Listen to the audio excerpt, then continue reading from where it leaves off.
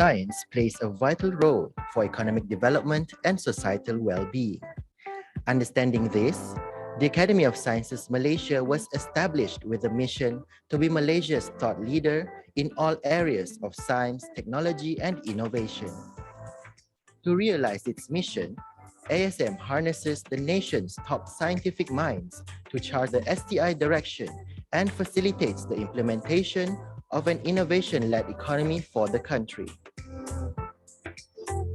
ASM's commitment lies firmly in fostering a culture of excellence in STI in Malaysia.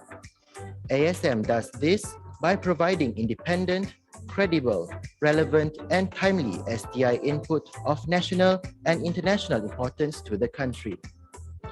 Our network of expertise comprises Malaysian scientists, engineers, and technologists who specialize in various disciplines. The Academy assists in upgrading the nation's technological capabilities in the industrial sectors by producing high-quality publications, such as peer-reviewed journals, monographs, and books. In addition, ASM also provides input on current and future technology trends to be considered and taken up by the government in driving the nation's economy forward. To provide Malaysian scientists with the best opportunities and exposure, ASM actively extends its international networks and collaborations. It currently has a range of multilateral engagements with renowned scientific institutions worldwide. The Academy also champions the need to grow the right talent in STI by cultivating interests in science, technology, engineering, and mathematics to the younger generation. In short, the Academy's ethos is proudly defined as Think Science, Celebrate Technology, Inspire Innovation.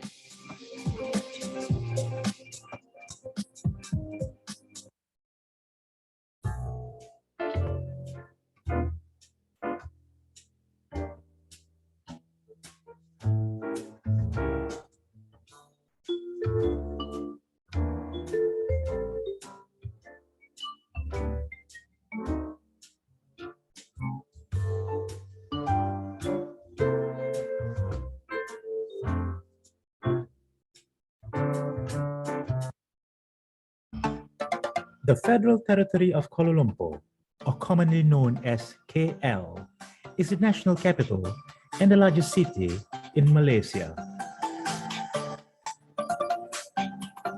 Fukuoka, capital of Fukuoka Prefecture, sits on the northern shore of Japan's Kyushu Island.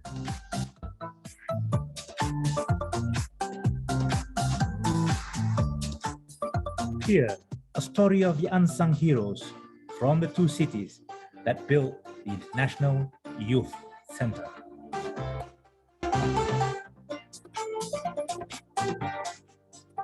I IYC, or International Youth Centre, is a foundation under the Minister Youth and Sports Malaysia. It was founded for the last 30 years and a limited company with a government guarantee, meaning that we are a non-governmental organization. We are not for profit, but we are the partner agency. We have two types of board of director, one side from Malaysia and one side from Japanese, because for the last 30 years, actually IYC got sponsorship from Fukuoka, from Mr. Kampu Harada, provide us 1 billion yen at the time.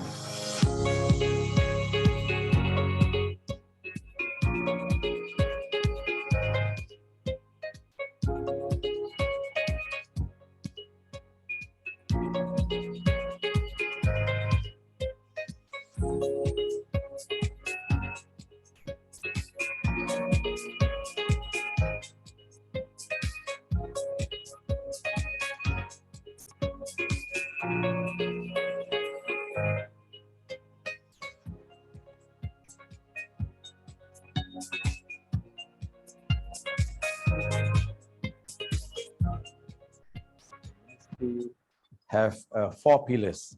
One of it is about youth itself. Second is about sports. Third one is about skills. And the last pillar is about internationalization.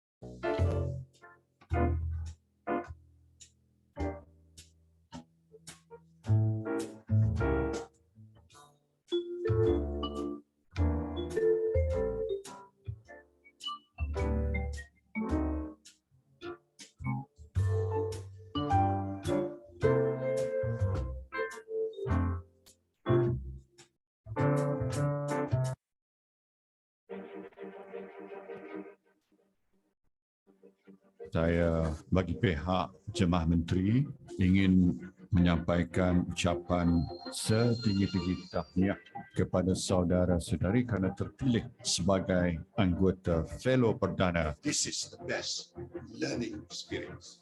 It is a privilege. This is your chance to shine. This is your chance to contribute to the country.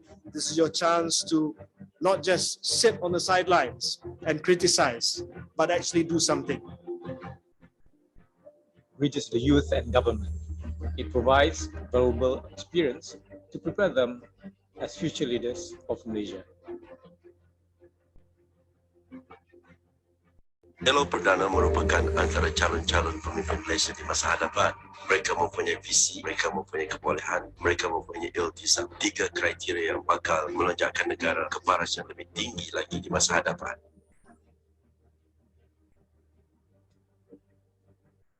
Program Fellow Perdana menghubungkan kami terus dengan menteri-menteri kabinet. I learned up close the administration of the government from policy-making stage to realizing the policies on ground. During the fellowship, each day I was inspired with what it took to contribute for the nation.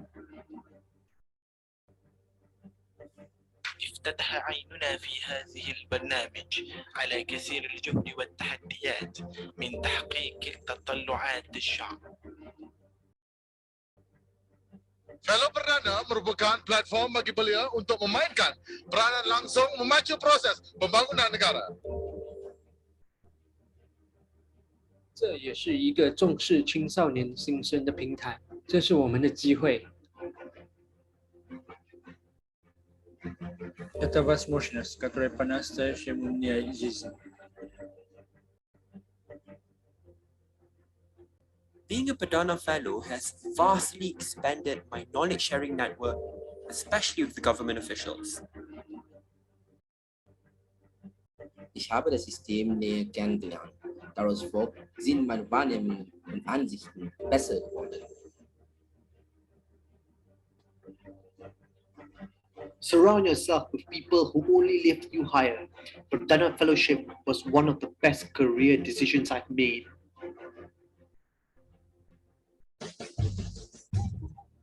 Perdana Fellows Program brings together highly qualified young individuals wishing to contribute back to the nation. PFAA is a family of future leaders.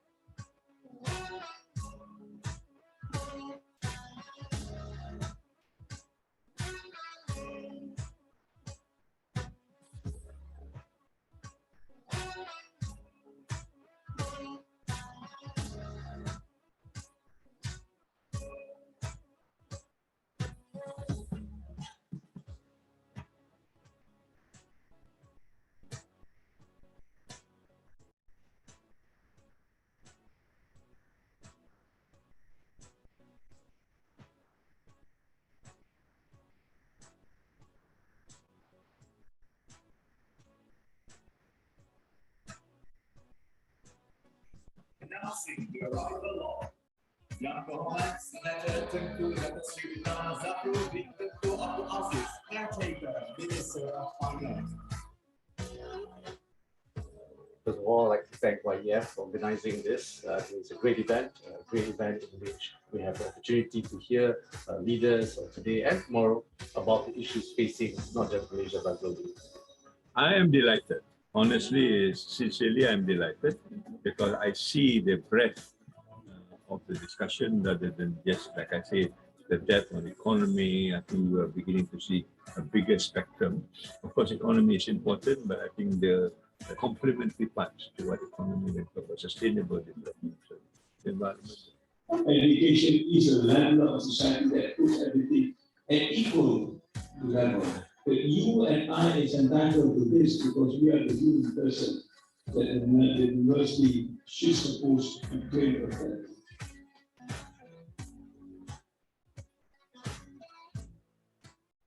I think it's a good program to bring all the young talent professionals in Malaysia in one place, and it's a thought leadership session for all the young professionals to learn about what are the key imperatives the new ideas and how to translate the imperative and ideas into action? I was very inspired and I was moved. It's because these young professionals who are doing a day job and this is on top of their day job, but they just made an amazing agenda. So I'm very moved and I'm very inspired about these programs. This was an exciting event, and there was a lot of energy in the conference room.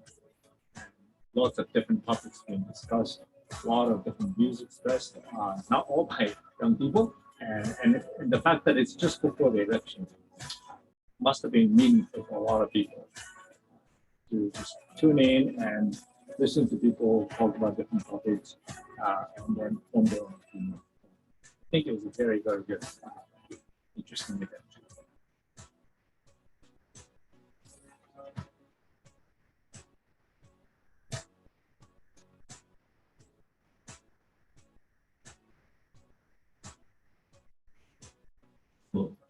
Collaborate with couples well in process to see how the youth of today actually discuss with everybody here today. It's very inspiring. So let us look forward for the next edition for the Youth Economic Forum. I'm Yin Han. I am Angie. We wish you a very pleasant evening. Thank you. Thank you.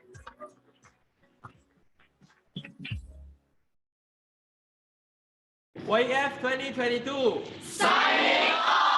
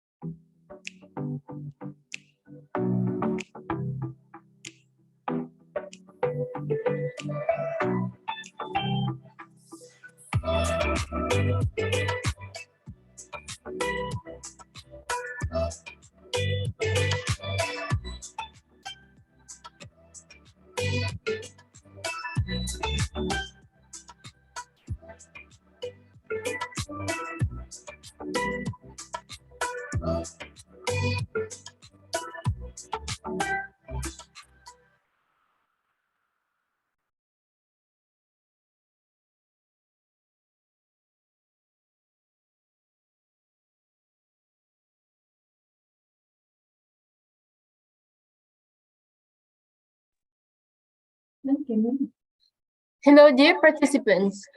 As this is a Zoom webinar, please note that all video and audio are automatically off.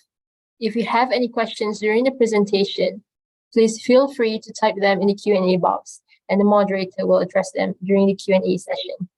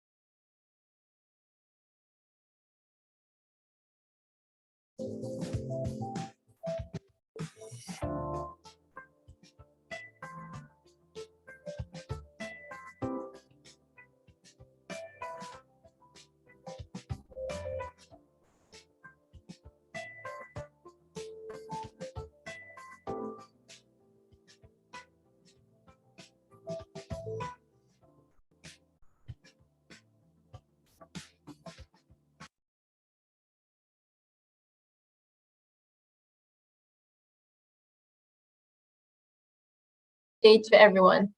Thank you for joining us in this International Youth Day webinar. Yang Berhormat Tuan Adam Adli Abdul Halim, the Deputy Minister of Youth and Sports Malaysia, Yang Berusaha Technologist Dr. K. Tangulendran, the Secretary General of the Ministry of Youth and Sports Malaysia, Yang Berusaha Dr. Haji Muhammad Maliki Muhammad Rafi'i, Director of International Youth Center, IYC Malaysia. Yang berbahagia Prof. Dato' Engineer Dr. Abu Bakar Jafar, Fellow of Academy of Sciences Malaysia, the co-chair of the International Conference on Tropical Sciences, TropSc2024, senior fellows of the Academy, members of Young Scientist Network, Academy of Sciences Malaysia, partners and affiliates, distinguished guests, ladies and gentlemen. Welcome to our 5th pre-conference webinar, part of the Future Belongs to Tropics webinar series. This webinar series celebrates the tropics and highlights the importance of science and technology in the region. Additionally, it serves as a lead-up to the International Conference on Tropical Sciences, TropSci, which the Mahathir Science Award Foundation and the Academy of Sciences Malaysia will jointly host in 2024. Today's webinar is a joint effort between the Mahathir Science Award Foundation and the Academy of Sciences Malaysia, where we are celebrating International Youth Day, focusing on green skills for youth in the tropics towards a sustainable world. Before we begin, I would like to invite Yang Berhormat Tuan Adam Adli Abdul Halim, the Deputy Minister of Youth and Sports Malaysia, to give a few words. Please welcome. Hello and good morning, everyone. I'm Adam Adli, Deputy Minister of Youth and Sports Malaysia. Congratulations to everyone in organizing the International Youth Day webinar program today. We wish to see new discoveries being made in relation to the importance of the role of today's young people who are well equipped and ready to act with green skills to celebrate the country's future goal of assisting the world in dealing with climate change in tandem with the theme of the year, Green Skills for Youth Towards a Sustainable World. This would be the core topic of discussions for today's webinar. The young people must view this as the awakening of nature's grandeur in the midst of difficult days. Through this platform, they will be improving global society and intentionally planning to raise techniques to connect in order to gain all the more effectively engage positive commitments to your networks. Without any doubt, your mind, ability, and sense of inventiveness will bring a better future to your life and the lives of people around you. The young vitality of the country is constantly valued as the youth are the one who will shape the future. Happy International Youth Day.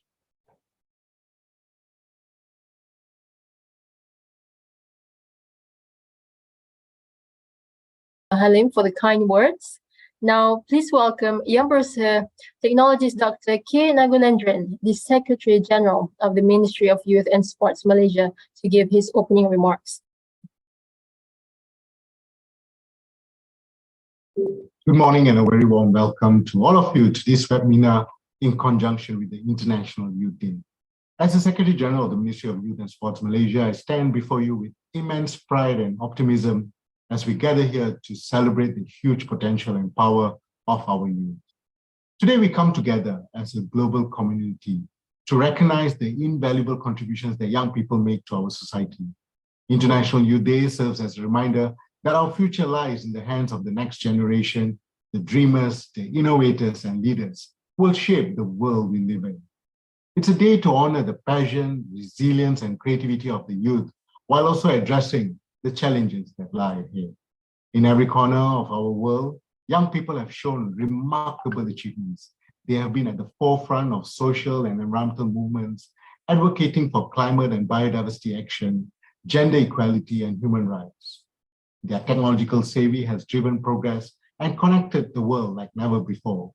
Their entrepreneurial spirit has led to groundbreaking innovations that transform industries and uplift communities. The youth of today are inspiring and empowering, and we must harness their potential to build a better tomorrow. However, as we celebrate the accomplishment of our youths, we must also acknowledge the challenges they face. Unemployment, lack of access to quality education, mental health issues, socioeconomic disparities still affect far too many young people. Additionally, the ongoing global issues such as the aftermath of the pandemic, environmental crisis, and political unrest pose unique obstacles for our youth to overcome. We cannot shy away from these realities, rather we must confront them head-on together. As government, it's our duty to create an environment that nurtures the potential of our youth and provide them with the support they need to thrive. We are committed to investing in education, skills training, and employment opportunities, fostering an inclusive and diverse society that empowers every young individual, regardless of their background. Our policies will be guided by the principles of equity, sustainability, and social justice, ensuring that no young person is left behind. Ladies and gentlemen, this responsibility does not lie solely on the government. It rests with every member of the society to uplift and empower our youth. Parents, teachers, mentors, and employers play a crucial role in guiding young minds and encouraging them to explore their full potential. We need all stakeholders in a collective effort towards this end. Let us collectively commit to fostering an environment that values the ideas and aspiration of our youth and embrace their unique perspective in all decision-making processes. Today, on the International Youth Day, let us pledge to work together in building a world that allows our youth to flourish. Let us bridge the generation gap and foster intergenerational dialogue and collaboration. Let us celebrate diversity and embrace the richness of ideas that arise when different voices come together. Let us create spaces where the youth can voice their concerns and actively participate in shaping their future. In Malaysia, we have lowered the voting age to 18. We have multiple programs such as Rakan Muda, or loosely translated as Young Friend, with many activities that meet the needs and the trend of our current generation. This year's theme of International Youth Day is Green Skills for Youth towards a sustainable world. In this regard, the ministry also provides vocational training for young and the youth on many of our courses have been uplifted to embrace elements of SDGs to ensure that our youth are equipped with the needed skills in green technology, as well as mainstreaming a planetary health approach towards all sectors, including Tibet. In conclusion, ladies and gentlemen, I'm confident with the unwavering determination, solidarity, and shared vision, we can unlock the full potential of our youth to create a brighter and a more sustainable future for all. On this International Youth Day, let us unite to empower our young change makers, for it's their dreams that will shape the destiny of our world. Thank you, and may we continue to celebrate the spirit of youth, not just today, but every day. Happy International Youth Day. Thank you. Terima kasih.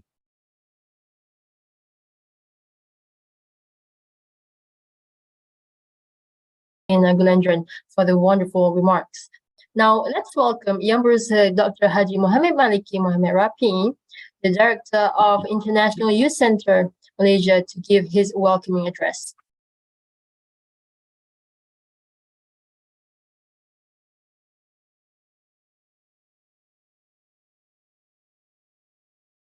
Assalamualaikum warahmatullahi wabarakatuh, and very good morning. I am Dr. Muhammad Maliki Muhammad Rapi, the Director of International Youth Center Kuala Lumpur, Malaysia. Thank you for this opportunity to deliver my speech in this webinar. I welcome you to this pre-conference webinar, International Youth Day, and I want to wish you a happy International Youth Day. I hope you enjoy this webinar and we can gather our mind and effort to create a good, better future for our young leaders and young generation.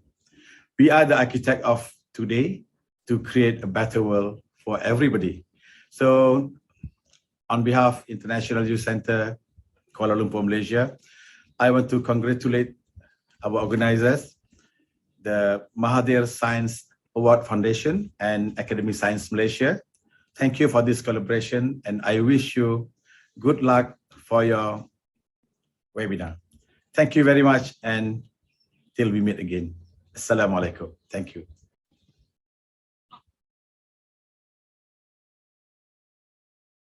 Speech. Now let's invite the co-chair of our upcoming international conference on tropical sciences, TropSc2024, Yang Berbahagia Prof. Dato' Engineer Dr. Abu Bakar Jaafar, to give his welcoming speech. Ladies and gentlemen, distinguished guests and all participants, young and old, from all around the world. Good morning and heartfelt welcome to International Youth Day webinar as we gather here to celebrate the spirit of youth, focusing on green skills for youth in the tropics toward a sustainable world. Today, we celebrate International Youth Day. We recognize the immense potential and power that the youth hold in shaping our world's future. Their passion, creativity, and determination have the capacity to bring about transformative changes, especially in the crucial field of sustainability. This webinar is a testament to our commitment to empower and support the young minds that will lead us towards a more sustainable and equitable world. The tropics are home to some of the most diverse and delicate ecosystems on our planet. As a region that faces unique environmental challenges such as climate change, deforestation, biodiversity loss, and water scarcity, the need for sustainable development in the tropics has never been more pressing. It is our collective responsibility to safeguard these invaluable resources for future generations, and to achieve this, we must equip our youth with green skills and knowledge that are essential for building a sustainable world. As we gather here at this webinar, we recognize the importance of empowering our youth with green skills that will serve as a catalyst for positive change.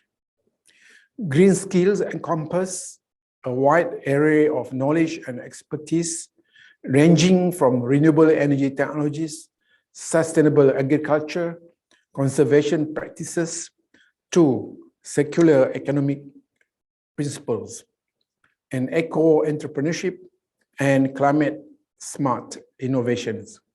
Today, we acknowledge and celebrate the remarkable youth-led initiatives that have already taken root in the tropics. We applaud the inspiring efforts of young environmental activists, conservationists, and entrepreneurs who have demonstrated their commitment to protecting the environment and uplifting local communities. Their dedication serves as a guiding light, showing us what is possible when young minds come together to effect change. To achieve our vision of sustainable world, we must foster collaboration and partnerships across borders, disciplines, and generations. Governments, private sectors, academia, civil society, and international organizations must work hand in hand with the youth to cooperate, to co-create solutions and implement impactful projects. Together, we can amplify the impact of green initiatives and build a network of change makers dedicated to preserving our planet's natural treasures. In conclusion, I would like to call upon all of us to unite in our commitment to empower our youth with green skills. Let us inspire and support their endeavors to create a sustainable world in the tropics and beyond. As we continue the discussion and deliberations in the coming days, let us keep in mind that the decisions and actions we take today will shape the destiny of generations to come. Thank you all participants, speakers, and partners for your unwavering dedication to sustainability. Together, let us embark on this transformative journey towards a greener and more sustainable world. Happy International Youth Day. Thank you.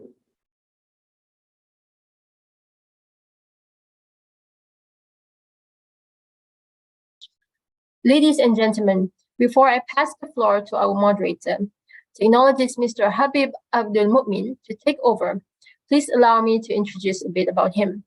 Technologist Mr. Habib Abdul Mu'min is a principal at the Cognitive Horizon Consulting, a management consultant firm that specializes in digital and ESG policy and economy.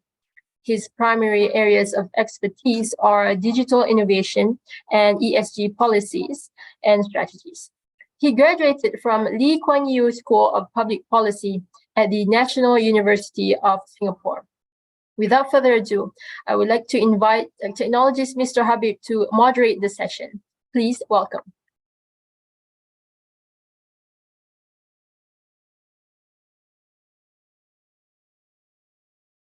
Okay. Hi.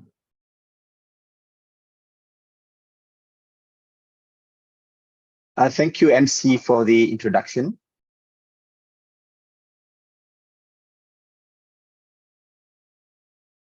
Ladies and gentlemen, distinguished guests, and fellow young activists, hello and welcome.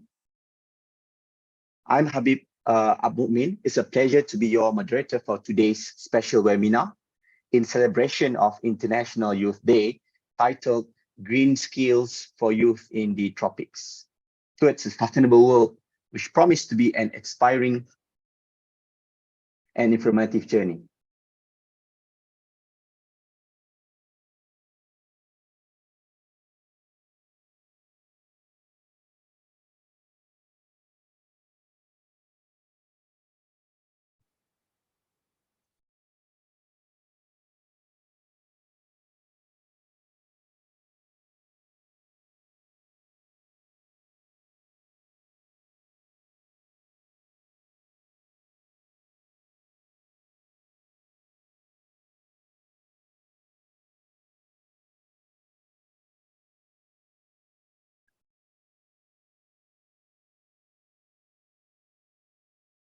With the connection here. Mr. Habib, can you hear us? Okay. Hello. Yes, but we can't see you. Can you turn on your camera? Yeah. Okay. Okay. Sorry for technical. Just...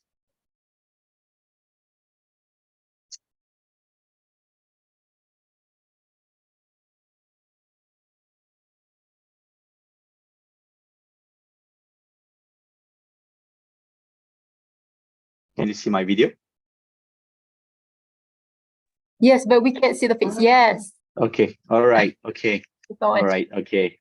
Technology always wonders. All right. Okay. If I can start again. Thank you, MC, for the introduction.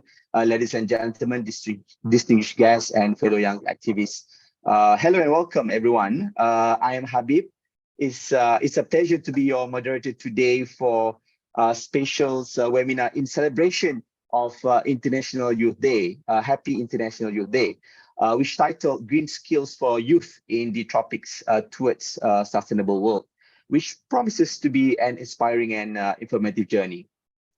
According to the World Economics Forum, the Futures of Job Reports 2023, 44% of workers' skills will be disrupted in the next 5 years. The impact of investments to drive the green transition was judged to be the 6th most impactful macro trend, followed by supply shortages and consumer expectations around social and environmental issues. Youth are the future, but how future-proof should they be? To discuss this issue, today I have 4 distinguished panelists: Professor Mark Belendres, Alice Mukashiaka, Shakib Sharil, and Isaac Setumbawi. But before we dive into our discussions, let's take a moment to go over the format and some guidelines for this webinar. Throughout the webinar, we'll be hearing from different speakers who are experts in their respective fields. They will share their insights related to the topics. And for the Q&A session afterward, we would like to encourage your active participation. After all the speakers' presentation, we will open the floor for questions. Feel free to type your questions in the Q&A box or chat box at any time, and we'll do our best to address them during the Q&A sessions. Speakers may also type their answers live during the whole program. And participants may use the chat box to interact with their fellow participants. This is a wonderful opportunity to connect with like-minded individuals who are passionate about sustainability and youth empowerment. Don't worry if you miss any part of the webinar. We'll provide you with access to the recording on the MSAF YouTube channel and relevant resources so you can revisit the valuable insights shared today. So without further delay, let's introduce the young and incredible speakers who will be sharing their knowledge and experiences with us. Now it is my pleasure to introduce our panel of young experts who bring a great knowledge into our topic today. So our first panelist is Professor Mark Angelo Balendres, who is the full professor at the De La Salle University, Philippines.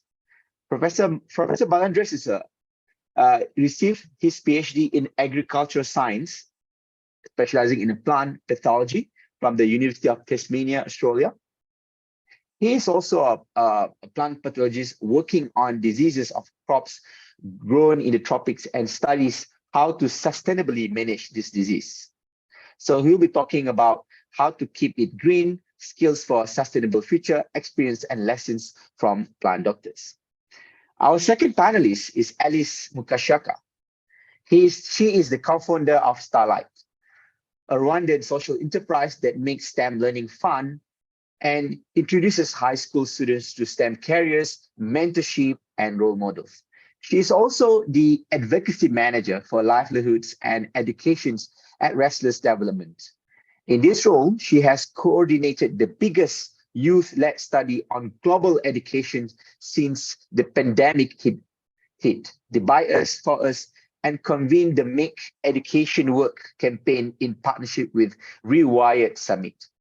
She will be talking her perspectives on green skills towards a sustainable future.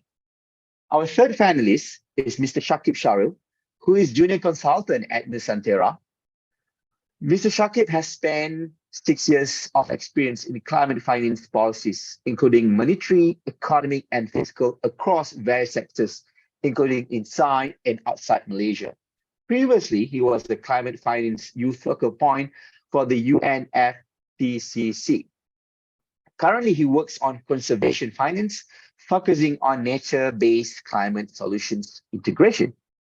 He will be talking about his experience and lessons as his role in the climate finance policy. Our last and but not least, fourth panelist is Mr. Isaac Stetumboe. He is climate activist and team leader at the Climate Justice for Health Communities in Africa. Isaac is a climate justice activist and gender equality enthusiast from Uganda with a focus on engaging with frontline communities and the empowerment of young women and girls. He is also the co-founder of Climate Justice for Harvey Communities and lead convener of Girl on the Move initiative, which is dedicated to the education, training, and innovation of vulnerable young women and girls who has been affected by the pressures of the climate crisis across Uganda.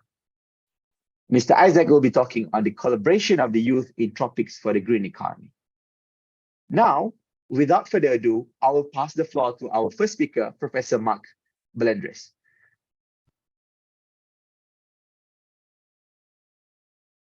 Thank you very much, Habib. Am I audible? Yes. All right, thank you very much. Salamat pagi, good morning, everyone, and very grateful to be here to talk about the topic that I'm gonna share as part of the International Youth Day. So I'm just gonna share this presentation now.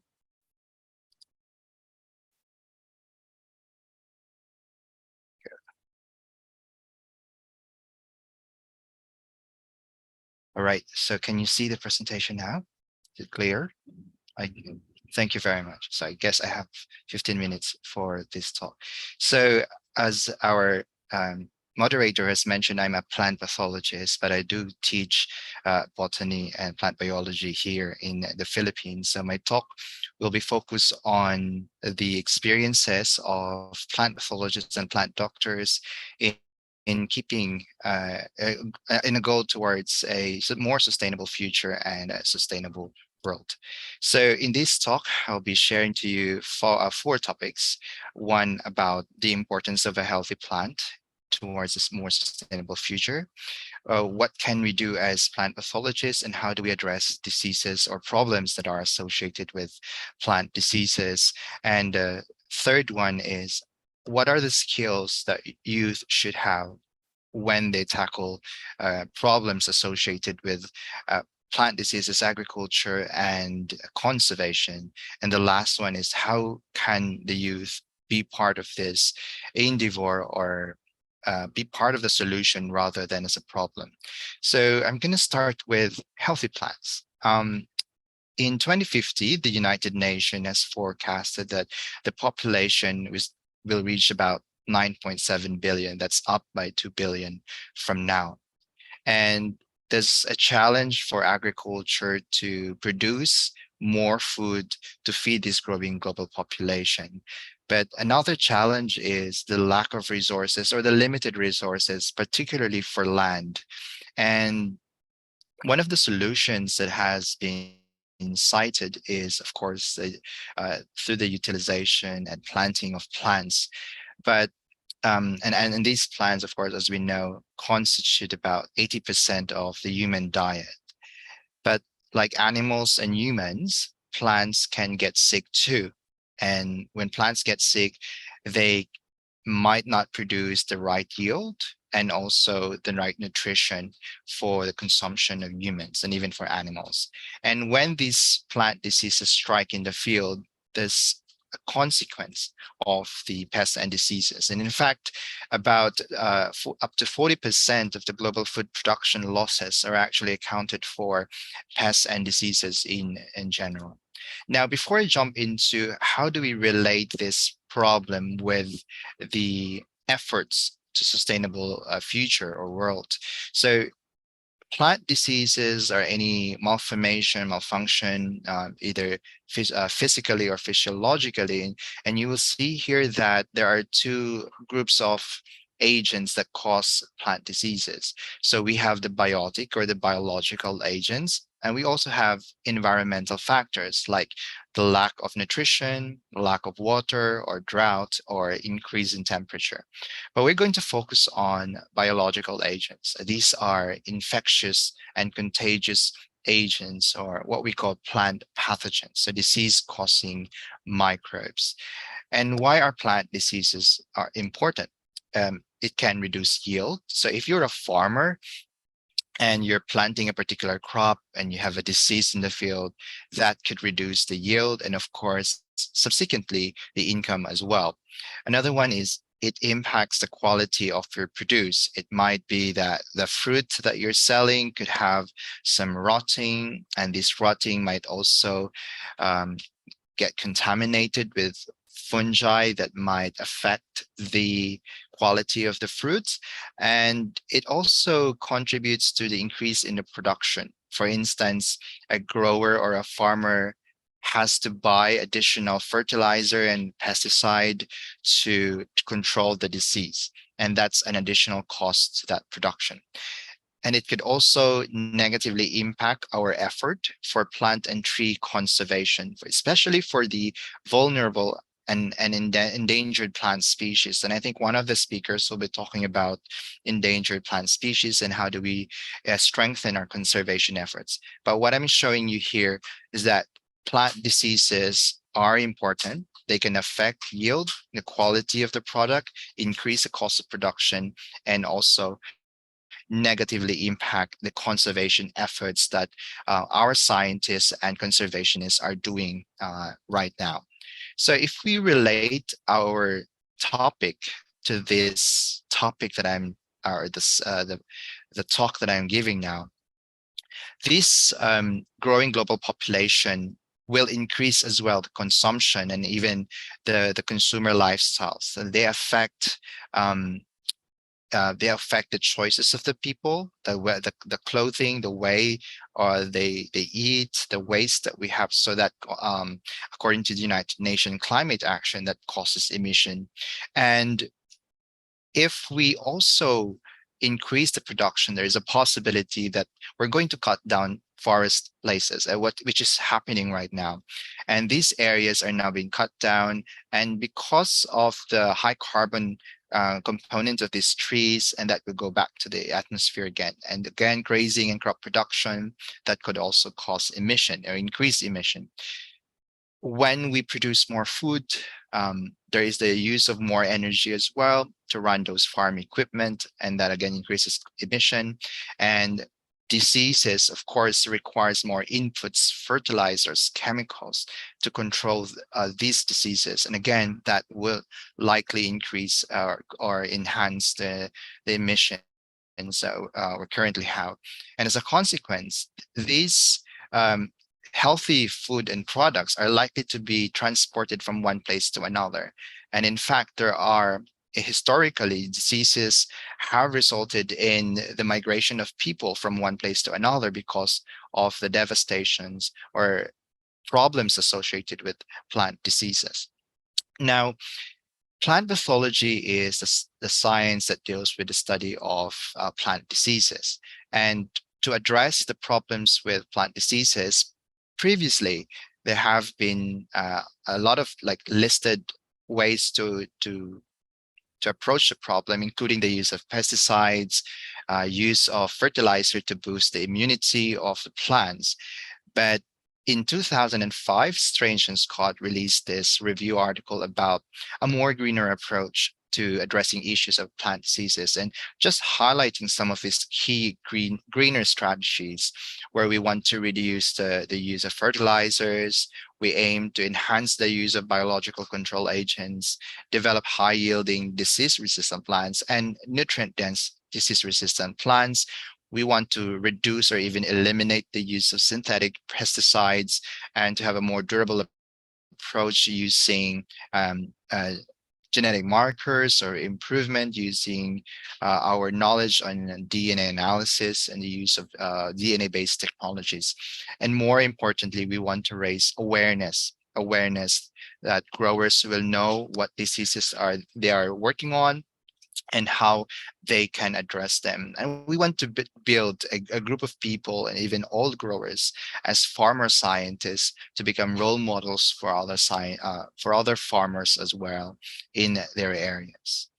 But who will help solve these problems caused by plant diseases? So it's not just a plant pathologist. It has to be it's a group of people have to work together. They can be plant breeders, plant scientists, biologists, microbiologists, horticulturists, soil scientists, entomologists. We even have to work with policymakers, particularly for implementing some measures to make sure that one disease will not transfer to a different area or different island. And of course, just highlighting you that it's really one of the main key players are the plant doctors or the plant pathologists and entomologists. So these are professionals studying the health of the plant. And what do we do as a plant doctor? So first, we identify what causes the disease in your plant. Second, we study why these diseases occur and what factors are involved. And we also want to identify and recommend measures to control these plant diseases in a more sustainable way. Of course, we reach out to farmers, to growers, and to various stakeholders like technicians to help our farmers. And we want to engage with policymakers. We want to make sure that we are given the platform to talk to people that what we do is important towards a more sustainable future. And of course, the main purpose is to we want to keep your plant healthy. So the next time you have a problem with your disease or plant diseases you have in your backyard, perhaps maybe go to your nearest agricultural office or a university and talk to a plant pathologist. But we need more plant pathologists. We need people, particularly we want to persuade the youth to consider a career in plant health, so that you can contribute towards the goal, moving towards a more greener future and more sustainable world. Now let's talk about the green skill set, particularly for youth who are embarking maybe in the next 4 to 5 years. Some of you will have to choose what you wanted to do or to pick as a degree, or some of you have graduated already and wanted to think about what you want to do the next couple of years. So in business, there is a concept, what we call triple bottom line, or the 3 Ps. And this is a concept that posits firms should commit to measuring their social and environmental impact in addition to their financial performances, rather than solely focusing on generating profit. So the 3 Ps in business is planet, people, and profit. So an organization should take an effect on the actions that they do for the environment, for the planet, and also an organization should commit to positively impact the people in their organization and even in the community. And lastly, of course, part of it is profit, where they have a financial return as an organization that they generate for their shareholders or stakeholders. Now, in plant health, or even in plant science, this triple bottom line approach or concept could be the plants, people, and planet. So we replace profit with plants. And in fact, there is a dedicated journal for this particular, let's just say bottom line, triple bottom line for plants or plant health. This is the Plants, People, Planet by the New Pathologists Foundation. So PPP is a journal. The editor-in-chief is Professor Simon Hiscock. And I think it's too small to read, but it has something to do with how do we use these resources, conservation work, new insights in the global knowledge and conservation, and even working with fellow researchers from across the globe to work on a single goal of a more greener planet or a more sustainable world. Now, I'm gonna dive deep now on these green skill sets that are more generic, particularly for universities. And I'm going to use the one that, in my experience, a generic graduate attributes from the University of Tasmania, where I did my PhD. The first one is foundational and technical knowledge. So you must have that knowledge in that particular field that you're working on or you're taking up as a degree, and has the ability to apply that knowledge in practice later. So this knowledge or understanding is grounded with maybe biological sciences or environmental sciences and climate change, if we're looking towards working towards a more sustainable future. And technical skills that are appropriate to that discipline. As a plant pathologist, I need to have the technical knowledge on how to identify these pathogens or microbes. So I need those technical knowledge and apply that knowledge in the work that I do, so that I could generate information that I could share to our growers, our farmers, and even to the community. And by mentioning sharing, you also have to have a communication skills, a really effective and good communication skills, where you can present a well-reasoned argument. And you can also pick or use the technology appropriate in communicating this information to growers and farmers, and even to students, to youths, and even to the not young ones. So you have to also actively listen to others and evaluate their views, not accept it, but be critical about it, and actively listen to those views of others.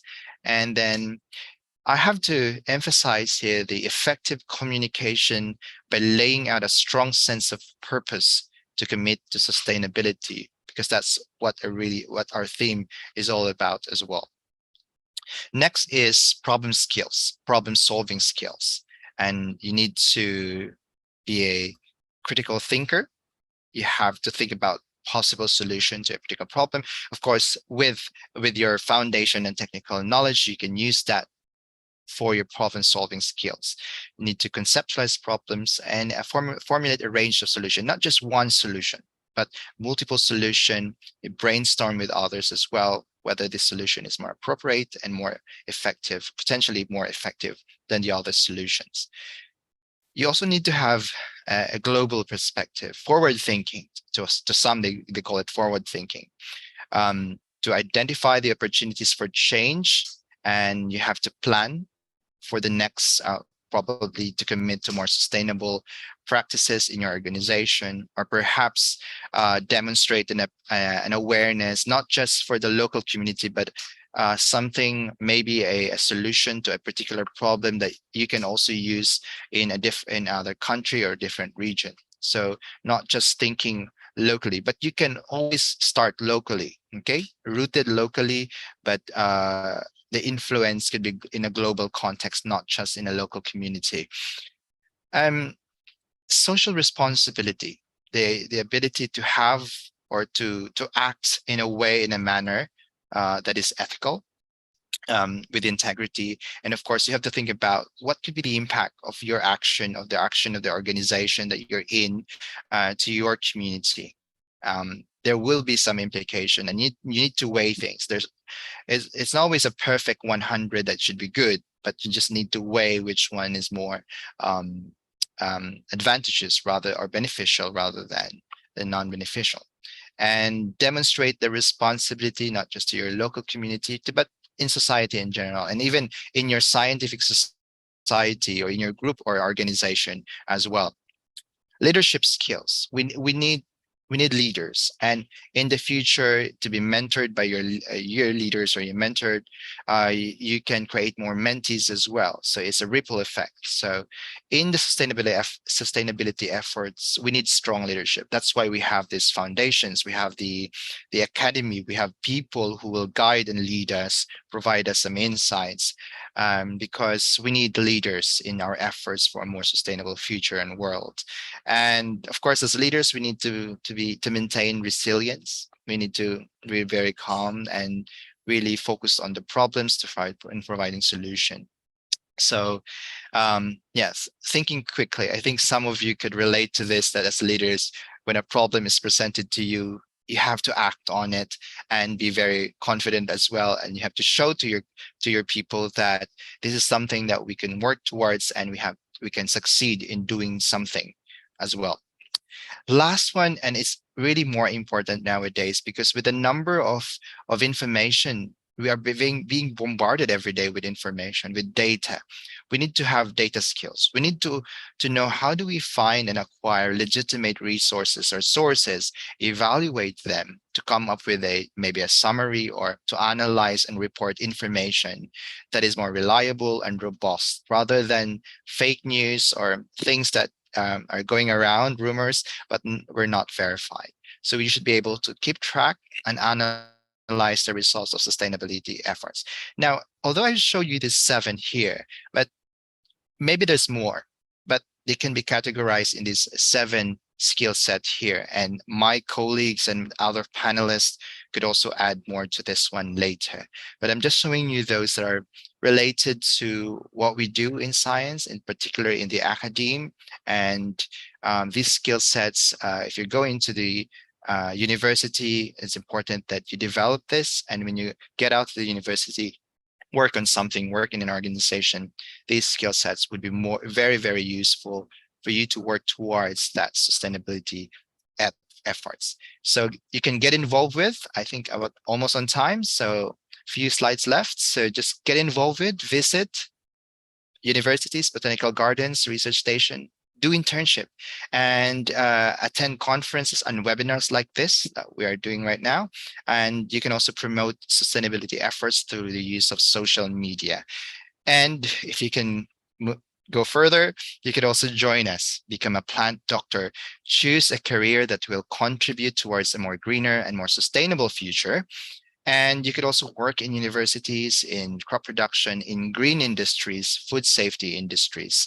And these are just some of the areas and industries that you can work with or work on in the future if you chose to be part of that community, working towards the health of the plants. And I'm going to leave you with this quote here from Catherine Code, that sustainability is such a large-scale undertaking, and the ability to lead with purpose, communicate and prove value, analyze and use data, and maintain a big picture mindset can take you far. So thank you very much, and I'll be happy to answer questions later. Habib, thank you very much. Thank you, Professor Melendres. Yeah, such a insightful presentation. I have a lot of questions, but before that, I think we will hear from the second panelist, Alice Mukashaka. So please welcome the second panelist. Thank you.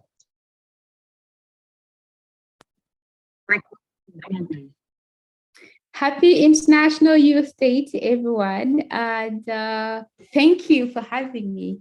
My name is Alice Mukashaka. I am excited to talk to you today all the way from Rwanda. If you haven't been, Rwanda is known as the country of 1,000 hills and the home to the magnificent mountain gorillas and one of the best tourism destinations. And trust me, it's a place you should definitely visit. Before we dive deeper into today's chat, let me share a cool thing about me. I absolutely love looking at the stars. There's something incredible about staring up at night sky and feeling like you're part of something huge. Just like each star has its own special shine, I believe that every one of us has something unique to offer to the world. When I got the invitation to speak here, I jumped at the chance. Of course, it was really hard for me to make it live because it's quite earlier where I am located at. But I decided to make a recording because I really want to make a contribution to this fantastic topic. It's such an important theme, chatting about how young people in warm tropical places can learn skills to help take care of our planet. You see, right now, our world is facing some big problems, starting from climate change and losing precious plants and animal species. And in tropical areas with lush forest and vibrant coral reefs, these problems can hit pretty hard. Just think about the Amazon, full of life and giving us the air we breathe. Imagine colorful coral leaves, homes to tons of sea creatures. These places are not just beautiful, they're also fragile. Even a small change can mess things up. Now, something that has been really bothering me is that fewer people know how to take care of nature. It's like we've forgotten how important it is. That's partly because we don't have enough cool places to learn about it. When we don't understand how important nature is and how it works, we don't take care of it. That's just a fact. But guess what? Acquiring these green skills can really change that. These skills, we could see them as a toolkit of knowledge that help us to make the world a better place. They're not just about books. They're about understanding how everything in nature works together. When we talk about green skills, we're talking about knowing how to think smart, coming up with new ideas and solving problems, and having the concept of social justice in mind. How can we all live in harmony without harming the environment and with us prospering? It's like having a superpower to help protect the earth. In Rwanda, many young people in the government are doing awesome things.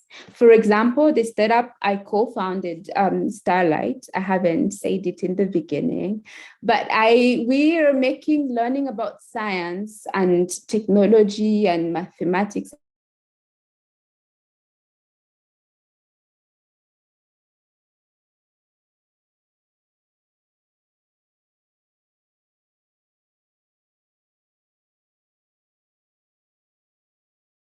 really learn about nature and the cool things Africans have done to save the planet. These places don't just teach us, They're also inspiring us to take care of nature and do something to help.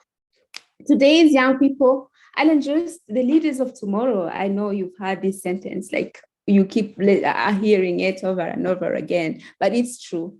They're also the ones who can make the world better right now by giving them these green skills. We're helping them become superheroes of nature. They will know how to make smart choices and fix things when they go wrong. And guess what? When they start doing these things, others will join in too. It's like throwing a stone in water. The ripples spread out and make a difference, a big one actually. So to conclude, let's remember how important it is for young people, especially those from the tropical places, to learn about these green skills. These skills aren't just good for them. They're a secret weapon to save a beautiful planet. We should all support all the initiative, programs, campaigns, and spaces that are helping young people to learn these skills and become champions of a healthier and happier planet. Thank you for taking the time to listen to my quick intervention, and enjoy the rest of the webinar. And again, happy International Youth Day. Thank you so much. Thank you, Alice, for the concise and short talk. So let's hear right now from our third speaker, Mr. Shakib Shahril. Shakib, please. Hello. Can you hear me? All right. Can you see my? Okay, cool. All right. Hello everyone. Good morning in Malaysia and good afternoon in other parts of the country. My name is Shakib Shahril, and first of all, I would like to say Happy International Youth Day. Hopefully that my slides can provide you guys some of the insights, challenges, opportunities, and outlook for us, the youth, the future of the generation on doing the climate change, and at the same time and helping our tropics moving forward. So I will be having my own slide. Let me share my screen first. All right, cool. All right. Okay, so for today, I would like to talk more about the bigger picture and what are the skill sets and also what are the findings that I found, but much more focusing on Malaysia and ASEAN level, where I look into some of the audience include in this webinar much more from Malaysia and also ASEAN and also some part of the country. So there's something that you can learn. Okay, we can start with here's the content for today's on my session, which is we're talking about the green jobs in the bigger picture, and then we're talking about the policy readiness on the green jobs, and then green jobs in Malaysia and the future outlook, and also skills and the learning experience that I had across the continent, and then what I learned throughout various sectors about it. So first of all, we are in a climate crisis, and I think most of you guys already know that we are already in climate crisis, and some of us, some of them in other countries is already declared climate emergency, and there's a lot of discussion, there's a lot of debates in the international negotiation talking about how to reduce the emission, and one part of it, the most important part of it is the biodiversity, how to make sure that the biodiversity protection increase, and how to increase more on 30 by 30 principle, if I'm not mistaken, throughout Kunming Montreal biodiversity framework. This is something that is much more related to tropics.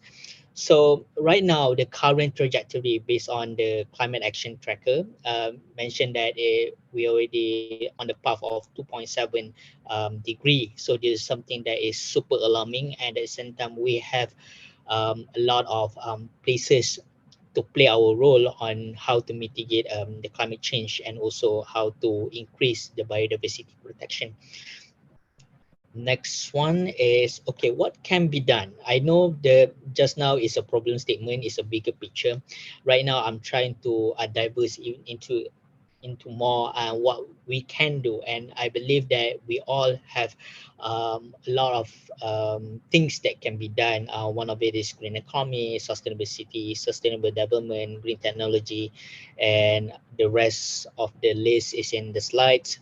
So if let's say we can play our role on doing all these things, where we can in reducing the trajectory created by the climate action tracker, and also in UNFCCC talking about how to mitigate the climate change. So if I'm not mistaken, that inside UNFCCC, there's one principle that we call CBDRRC, which is common but differentiated responsibilities, respective capabilities. So I believe that most of the countries, they have their own respective capabilities, and they have different sets of responsibilities. On the global north side, is much more on the mitigation. On the global south side, it will be much more on the adaptation and loss and damage. So this is something that we can look into. And then the next one. So when it comes to the bigger picture on reducing the emissions and to maintain the biodiversity protection, what we need is to increase more green jobs. So there's a bunch of green jobs out there across the country, and somehow there's no mapping on, there's no definitive answer on how green jobs should be structured. Previously, it's structured by employment in green production and service, decent jobs, and contribute to reduce emissions. So right now, what you have here in the slide is I pull up some of the services and also products that focus much more on how to reduce emission and also biodiversity protection. So you can see that we all can play in this field across the jobs, like consultants, scientists and such. So basically we have a lot of things that need to be done. So the next one is the policy readiness. So I'm much more focusing on the ASEAN level, because this is part where we need to escalate even more. We are dealing with loss and damage, and also we are focusing much more on the adaptation rather than mitigation on the global north side. So if you can see here on the ASEAN level, we have the green agenda is there, but the problem or the gap is there's a lack of policies when it comes to climate change and biodiversity. There's lack of green skills development that we need to enhance, and also a lack of investment on the cross-cutting issues. When it comes to climate change and biodiversity, it is a cross-cutting issues. It involves everyone. It involves economy, it involves social, it involves governance. There's a lot of things. So all these things, it is important to have a cross-cutting understanding on how we play our part together. So the next one will be is, this one is much more focused on Malaysia. I understand that most of our audience is from Malaysia as well. So I believe as well other countries, they have their own policies and roadmap and master plan, if I'm not mistaken, that based on 2 months ago, there's a discussion on the new global financing pact, talking about how to do the financing roadmap to cater emissions in African countries, and also how to reduce the emission throughout the finance workflow. So there's something that it can be done, but in Malaysia, here are the policies and the master plan roadmap. But if we look into these policies, there's a lot of things there. I already stated that, but there's a lot of gaps as well in terms of how to move industry move forwards on how to put the biodiversity, tropics, and climate change into the business agenda as well. We cannot have a business as usual when it comes to all these things. We need to incorporate that thing to maintain and to ensure that reduction of 1.5 degrees is happening. And then when it comes to green job mapping in Malaysia, there's a bit of gaps, and I believe that some of the countries have a problem on mapping as well, green job mapping. So there's increased numbers, but there's no definitive answer or definitive findings on this thing. So there's a lot of documents that I pull out through. This is some sort of activities that I created prior to the slides. So there's a lot of double accounting numbers reduction on the green jobs. So these are things that is quite a gap, you can see here. So the next one is gap and challenges. I think this is the most important part, where if we look into that is Malaysia and ASEAN alone, and if we look into the overall side of these green jobs, there's a limited creation of green jobs. I think that there's no economic valuation on how we deal with tropics and how we deal with climate change. So this is a thing that are quite a gap and challenges. And then there's a less of capacity building and training regarding on this thing. There's less of monitoring, evaluation, and reporting. I think that's the main three of the topic. And another one is the incentive for industry to develop a green collar workforce. So when it comes to this, there's a one program under UN which is called Biofin. So Biofin is creating some sort of a planning and a roadmap to how to create a value or economic valuation on forestry. At the same time, we can understand how to reduce, how to mitigate climate change throughout the finance workflow and other stuff. This is include OPEX, which is the administration operations, and the same time capital expenditure on dealing on this thing. The next one is this is the future outlook in Malaysia, specifically in Malaysia, where there's a lot of things happening in Malaysia this past few months. So we have a lot of future policies in place. There are the things for Malaysians.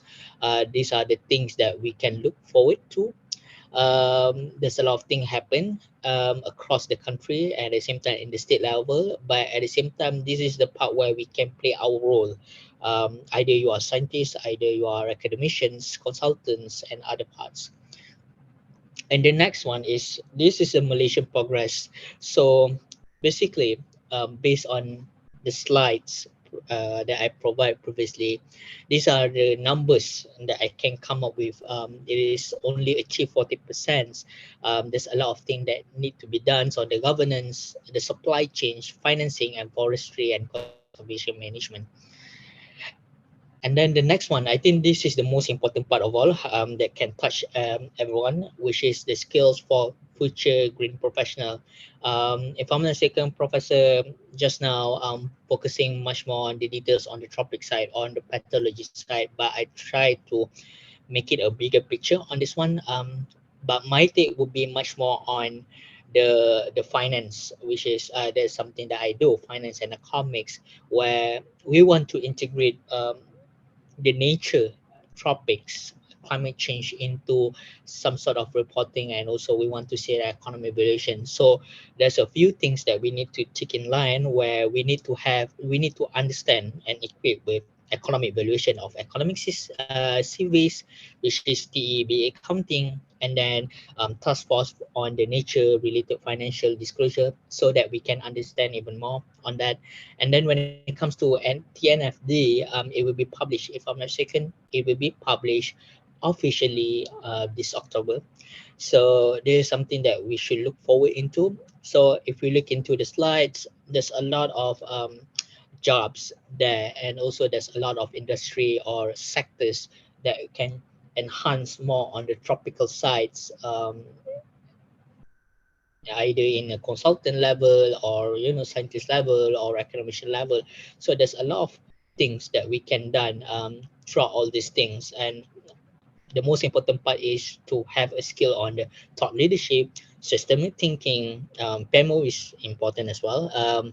Based on my previous experience, measure reporting and evaluation framework, that is the most important part, where we can look into, okay, the numbers is there, okay, what can be done, what are the things that we can do, and what are the outlooks that we can provide to. And then another one is sustainability literacy. I'm not sure that in this webinar, there will be a lot of people who are not from sustainability or science-based. I'm not from science-based, by the way. So it is important to have a sustainability literacy, especially on the climate change and biodiversity. And then at the same time, understanding ecological system and adaptation, mitigation, and loss damage. This is important skills to look forward to when it comes to the green jobs. So the last one, I try to make it short so that we can provide more into Q&A session. So I would like to talk more about my experience and also what are the things that I learned that maybe you guys can try to go look for. So I have a lot of tons of experience across the various sectors, in government sectors, in the state level, in the federal level, in Malaysia, in across part of the countries as well, and at the same time across the continent.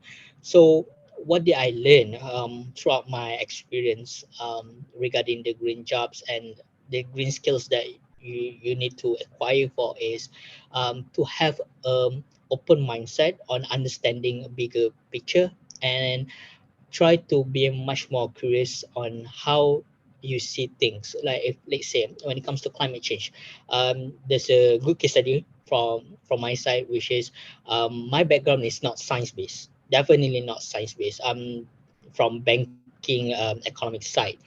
So I joined the CSO called Malaysian Youth Delegation back then, back in 2018, and I joined there's one Asia Pacific Climate Week in Singapore. So I started to like just come by and like hello and just to acquire knowledge.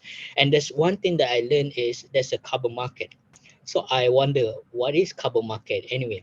So I mean from background of economy and banking side, is there any carbon, can you sell carbon? So there's a rhetorical question there, a curiosity that I come into mind, and then from there I started to delve into climate finance, and then from the climate finance I joined with my CSO across the continent, where we go to UNFCCC conferences and such. From there, I learn about the negotiations, international negotiations, the jargon words and such. So this is the part where the process start to dive into more on the climate change. And then when I start to learn on the climate change, I start to have the idea on how to cater more into how to solve the problems. So I start from the top, goes to the bottom, and I think the best place right now for me in my personal capacity and my experience would be the private sector place. So I can do a lot of stuff, driving the industry towards much more on the nature tropic side, and reducing the climate change. And another thing is when I look into the overall experience, I think that the key to reduce the emission is in biodiversity. We need to increase biodiversity. We can reduce the climate change as well, but at the same time, we need to increase on what we call nature capital asset. So this is something that we need to quantify, we need to understand more, and we need to know our place on how to play our things when it comes to biodiversity protection and increasing biodiversity capital assets. So I think that's from me. Maybe you can ask more questions during the Q&A session. So yeah, you can send inquiries to my email. I usually do writing climate finance and biodiversity finance, and also conservation finance in Twitter. And also I do write my article in Medium. So thank you. The floor is back to you, Mr. Habib. Okay, thank you, Shakib, for such insightful information. Right, I really like the approach of the system thinking that you mentioned earlier. I have a lot of questions, but before that, let us hear our next panelist, who will be talking about also interesting topic about climate justice. So without further ado, I pass the floor to Mr. Isaac Stentumbawi. Isaac, the floor is yours. Hello, everyone. I hope you can hear me. Yes. Yes. Okay. Good morning from this side. It's 6 a.m. I woke up so early, thanks to you, the organizers. My name is Isaac. I live in Uganda. I'm a climate campaigner, and I'm very excited to have this conversation with you all. I think let me start with a profound, statement. The transition to a green economy is a catch-all mitigation strategy that we all have to recognize and embrace, and that is the truth, or you can call it a fact. Okay, and the youth are a very important or integral piece of the puzzle if we really want to have, an organized and a smooth journey to green economy. And allow me to give you a little bit of statistic look for here. A statistic is given that by 2030, that the transition to a green economy will add 60 million new jobs globally. And this will lead to changes in job landscape across sectors as more new green jobs are created and less nature friendly jobs replaced, transformed, and removed. So allow me to indulge you into 3 areas with high potential to collaborate or for the youth employment in the green jobs. Allow me to take you through the first one, which is the climate smart agriculture, which is literally these are innovations in agriculture, which include increasing food production for a growing population. As we know, population is really growing, using climate resilient growing techniques and reducing greenhouse gas emissions. So the second one is the natural climate solutions. These are basically to balance efforts to protect, and sustainably manage and restore ecosystems while uplifting local communities and increasing climate resilience. And if I may give examples here, we have the ecotourism, we have the indigenous forest management, we have the green infrastructure, we have the mangrove and coastal restoration, carbon financing, etc., etc. Now, allow me to go to the third one, which is very important to me and the integral part of this conversation, which is the youth entrepreneurship, which takes us into the segment of collaboration. Across the world, youth innovators are pushing the envelope on green entrepreneurship, starting and developing enterprises that benefit people and the planet, to tackle climate and sustainability issues in new ways, to bring skills such as strategic thinking, communication, future planning, imagination, and passion. I, for one, am a witness here in my country where I live, where I have seen, climate campaigners, environmentalists, believe, the buttons of their computers, of their phones, and they go into communities so that, they can address the issues of those communities within their capacity. I have seen, some, provide solar panels. I've seen some going to communities, plant, fruit trees, preaching, the message of how the trees will help them, curb, the emissions, and at the same time, the fruits that will come out of the trees, they can sell them so that they can earn, some income. So the part of youth entrepreneurship is key to me, and it's a very important conversation when it comes to the youth participation and this journey into the sustainable world that we are all looking for, because the fight for environmental justice or the fight for climate justice is not only for the future, but we also have to look at the present. We have to look how we harness, the present situation, so that even the people present, can live harmoniously, in the environment, and also the people, the children who are going to be, grown-ups or adults in the future are going to find a conducive atmosphere for them to live in. So the next segment allow me to take you, into the skills to better position the youth in a just,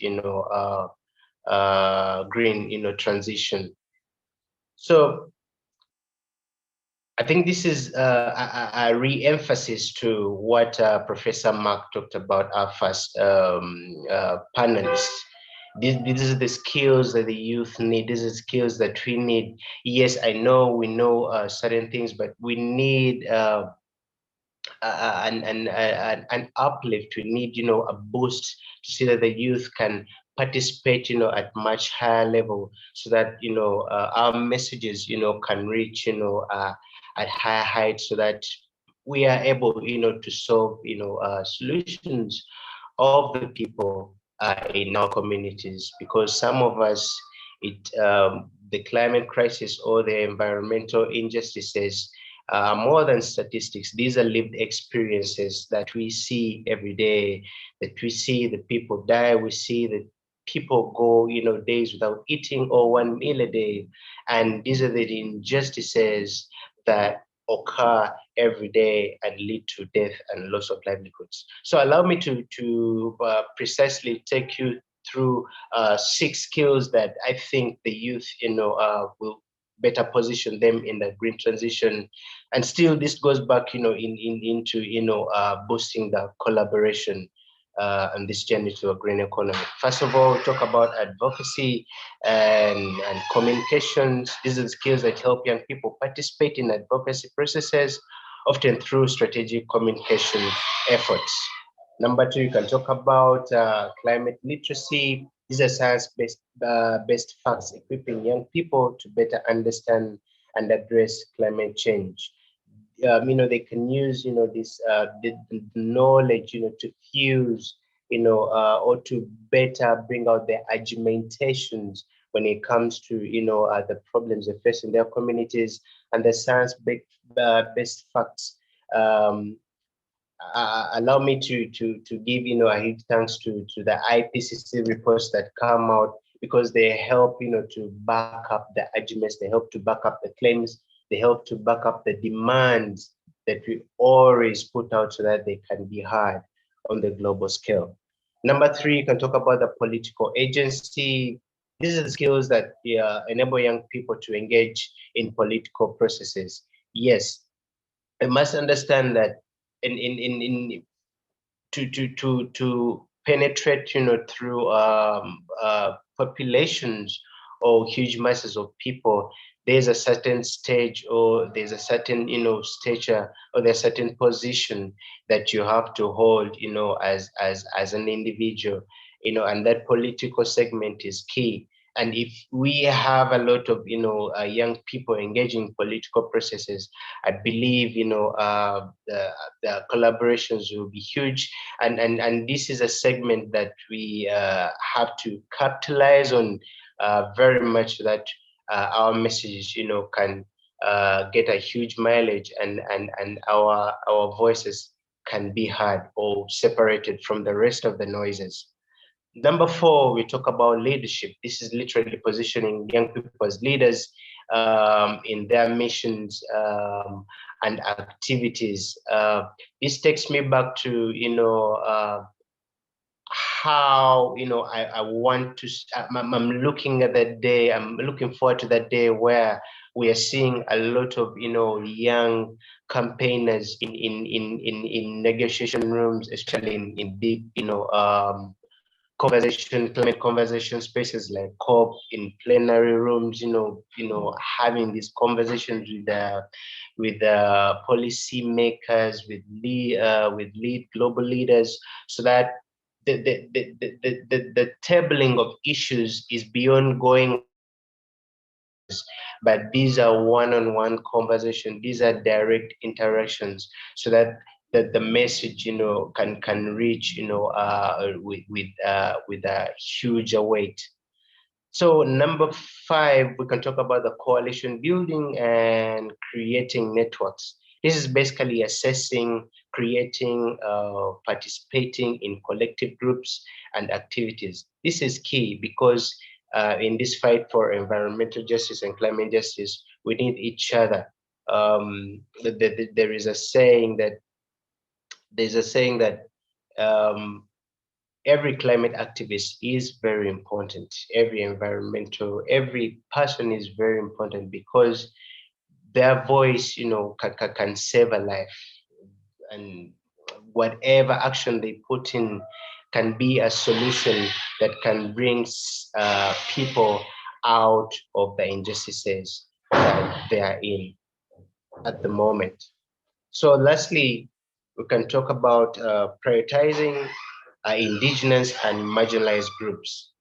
This is basically engaging these groups, especially the youth, in communities as agents of change and accommodating their rights in the journey to green transition. So if we may talk about how we can enable, how the international development or the international players can help better support, the youth in a green transition. I think number 1, it can start with and adapting with to the youth needs and perspectives, listening to the youth, because we carry first-hand information. We go to these areas, we pick this information from the horse's mouth. We are the witnesses of these lived experiences. We know what it means for people to go a day without a meal. We know what it means for a farmer to lose his or her crops. You know what it means for a man down in the village who rears animals to lose them because of the intensive drought. So it's very important for policymakers, development organizations in the world to listen and adapt to the needs of the youth and their perspectives. Number 2, we can talk about funding the youth and youth-led organizations. This is very important. I for one, fell a victim of funders, downplaying my proposals, probably because I have not, come into that umbrella of probably a government, organization or parastatal or something that probably they call it carries a lot of, weight to receive a certain amount, of support of funds, which is literally very disappointing and embarrassing, because it is us who go and collect this information. It is us who mobilize. It is us who take this information that helps, sometimes to harness situations, to tell people, to communicate, the right, climate messages to these people, because some of the people that you deal with are illiterate. These are people who don't know what climate change is. What they know is, oh, there's a long drought, maybe that is a curse probably from heaven or something. The gods are not happy, which is not the truth.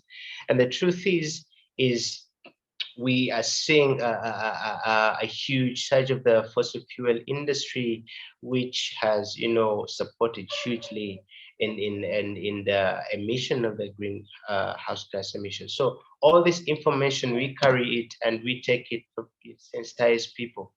But the integral part of supporting us is left out, where they feel like probably we don't carry the weight, to carry on, with big projects.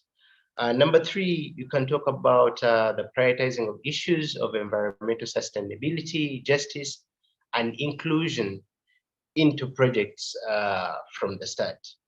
Number four, and lastly, collaboration and partnership for long-term access. I think this summarizes or brings me to the climax of this conversation, and it takes me back to the main topic of discussion, which is the collaboration of the youth. We want a long-term partnerships. We want long-term, successes. We want long-term collaborations, because what we are fighting for is not only for us, it's also for the future generations. And we must understand that the youth possess a certain degree or a high degree of ingenuities or potentials, and they not only use that for the benefit of themselves, but they also use that for the benefit of their people, of their communities, their countries, and the global scale at large. Thank you so much.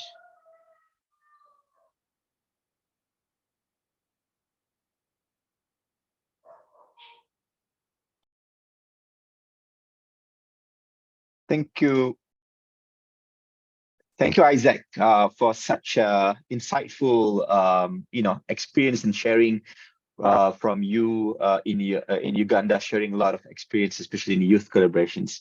So we have a lot of questions actually in the Q&A. But before that, I will ask each of the panel one question. Then we can move quickly into the Q&A session. From the audience, right? Okay, I'll start first with Prof. Belendres, right? So Prof, you as an expert, you have PhD in plant pathology, and we have people like Shakib, who originally in the finance and economy. So my question will be, when it comes to the green jobs or green skills, right?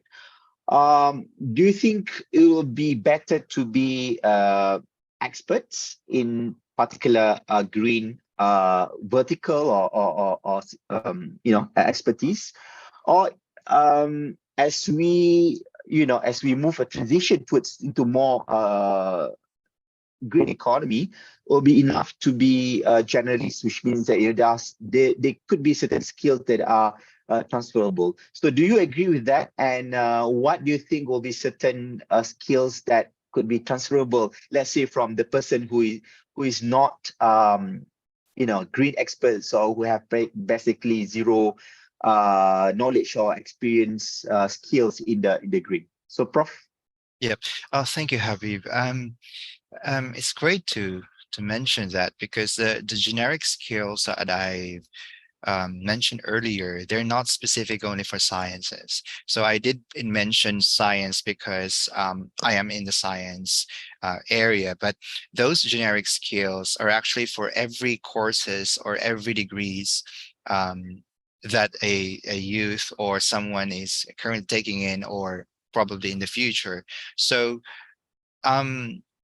the thing about sustainability is that it's an effort, not just a single group or a single person. And one person cannot do everything. That's why someone is in the finance, someone is in the economy, someone is working towards reducing carbon emission, while other are just born leaders. They're just born to lead people. They know how to handle or manage resources. So I think if you put them all together in a single room, that's where you have your teamwork working together towards that goal. So, but it doesn't mean that you cannot also learn something from others. Like right now, I've learned a lot from Shakib, or even just in the finance, and it was a really good to see bigger picture, because that's the tendency for some scientists. We tend to really focus on the science part without even thinking about how does a businessman or someone who would invest in this think about this, not just on the science part.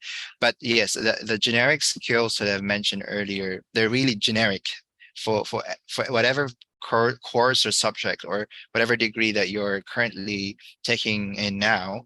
It's applicable for these green skills. And I think I've read some from the questions about, do you have to have a specific job to have a specific green skills? But regardless of your job, as long as you work towards the sustainability efforts, towards a more sustainable future-proof future, it's a green skill. All right. So, and it's still relative from one person to another. But yeah, I think as long as you have the same goal and purpose of why you're actually working or what your job is, if that particular action contributes towards a sustainable future, sustainable world, then that could be considered as a green skill. Yeah. Okay. Thanks, Prof. Maybe Shakib, Isaac, you want to add before I ask specific question to Shakib? Well, basically, when it comes to that question, yep, I'm same with Professor Mark about this. Like, every single sectors have their roles to play, and they have different capabilities. As I mentioned previously, on the UNFCCC side, where how they create UNFCCC is based on CBDRC principle. So this principle alone is not just in the international negotiations or international level, but at the same time, we can integrate this CBDRC, common but differentiated responsibility, respective capabilities into the sectors itself. As from myself, I'm more on into banking and economics side. So some more part is working towards what Professor Mark's idea on the pathology side. So this is something that we need to look into. Like, if let's say when it comes to Professor Mark project on the pathology, on how to increase much more on the planetary health and also a planetary part, where the money is one of the most big item to play for. Like, you need to fund for the projects, you need to fund for the roadmap, you need to fund for the action plan and such. So we need to have our own role at the same time towards the major goals, which is to reduce the emission 1.5 degree as stated in the Paris Agreement. So there is something that we need to know. Okay, this is our capabilities, but at the same time we're heading towards one bigger objective, which is what is stated in the Paris Agreement. So that's from my side. Okay, Isaac, you want to add on that? I think I agree with Professor Mark and Shakib. You see, the journey or this fight for climate justice, every sector is imperative. When it comes to bringing strategic layout and how we are going to keep Shakib say keep in accordance to the Paris Agreement, the 1.5 degrees. Everyone has a role to play. Finance. I, for one, I studied hotel management, but I ended up in climate activism. You're getting it. It is something that pulls you. It is something that compels you.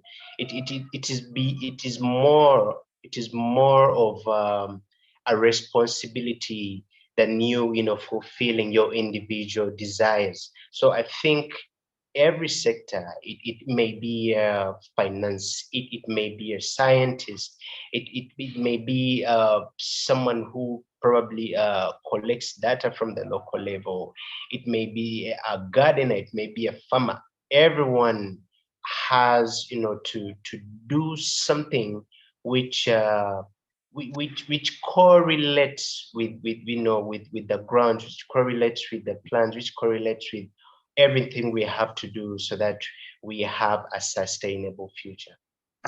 All right. Okay. Thank you. Thank you, Isaac. So I go to Shakib. You have only 2 minutes because we have to start the Q&A for the from the participants at in 6 minutes. So Shakib, you see, like Malaysia, we have a lot of policies, right? I think globally, even UN, they also have a lot of policies, right?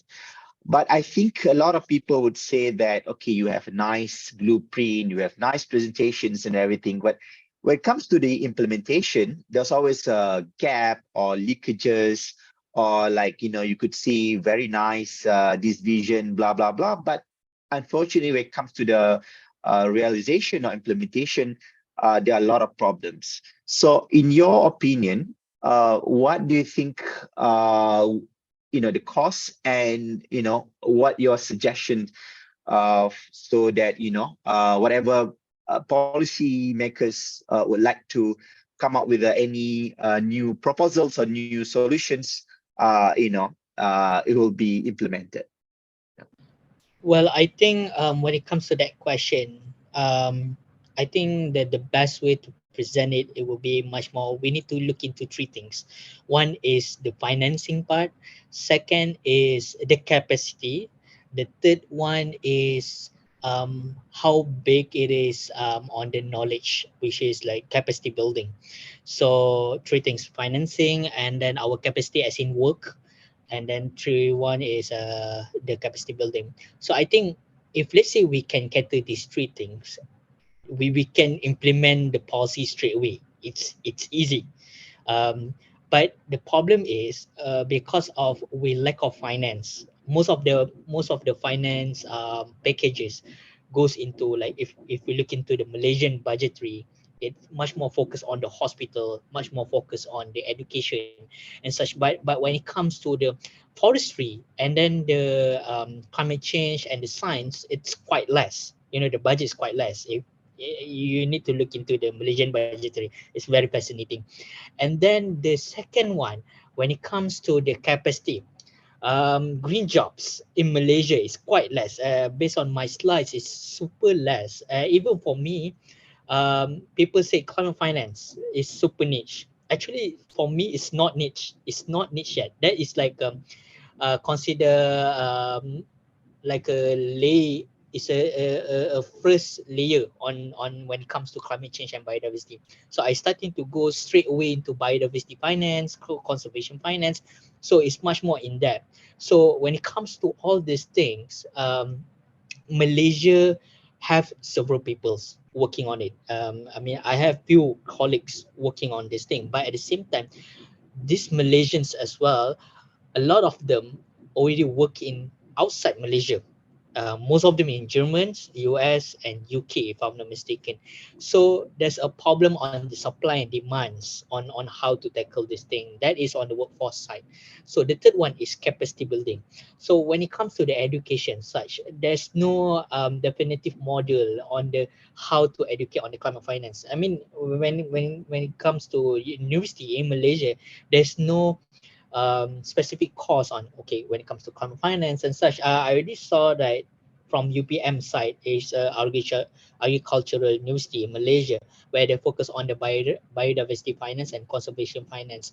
That's good, but at the same time, how about the other university? Is it going to be the centric one university alone that provide all these specific course, or it will be across other part as well? If I'm not mistaken, UM is the best economic school in this country, so maybe perhaps we can dive into that well. So based on these three things, there's a lot need to be done in achieving towards the policy. So when it comes to policy, it cannot put the solely responsibility alone in the government. Private sector need to play their role, individual need to play their role, accommodation need to play their role. So um, there's a lot of roles that need to play. And you see, based on my slides, I say that 40% Malaysia is in progress on that thing. So there's a lot of things that we need to play on that part. I think these three main important items we need to look into. And I understand policy is only just a guideline, but it requires a strategic engagement, strategic motions from different industry and such to on how we cater towards the achieving the big goal. So I think that's from my question. And lastly, when it comes to climate justice, it is important as well activists to play their role. Some of the countries try to put climate activists constraint on certain things. So this is the part where we need to look into environmental justice, climate justice, where the advocacy shouldn't be not just between the climate activists, but at the same time it's across the sectors. I'm doing activism as well in Twitter and also in a climate finance. So this is something that we need to look forward into. All right. Okay.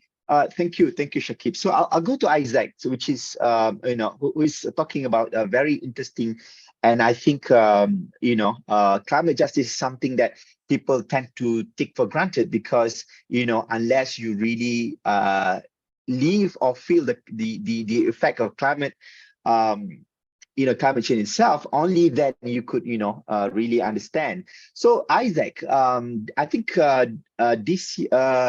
this year, if not mistaken, during the COP in Egypt, I think Pakistan has raised the motion of the reparations, asking those countries to I mean, the wealthy countries, like what Shakib was saying, the North countries, to basically pay all the damages and reparations to the poor countries. So do you so in your opinion, Isaac, how as a youth we could collaborate with the youth across the world, across the regions, to raise the awareness of the importance of the climate justice, making sure that people understand the importance of the climate justice? Could you please repeat the question?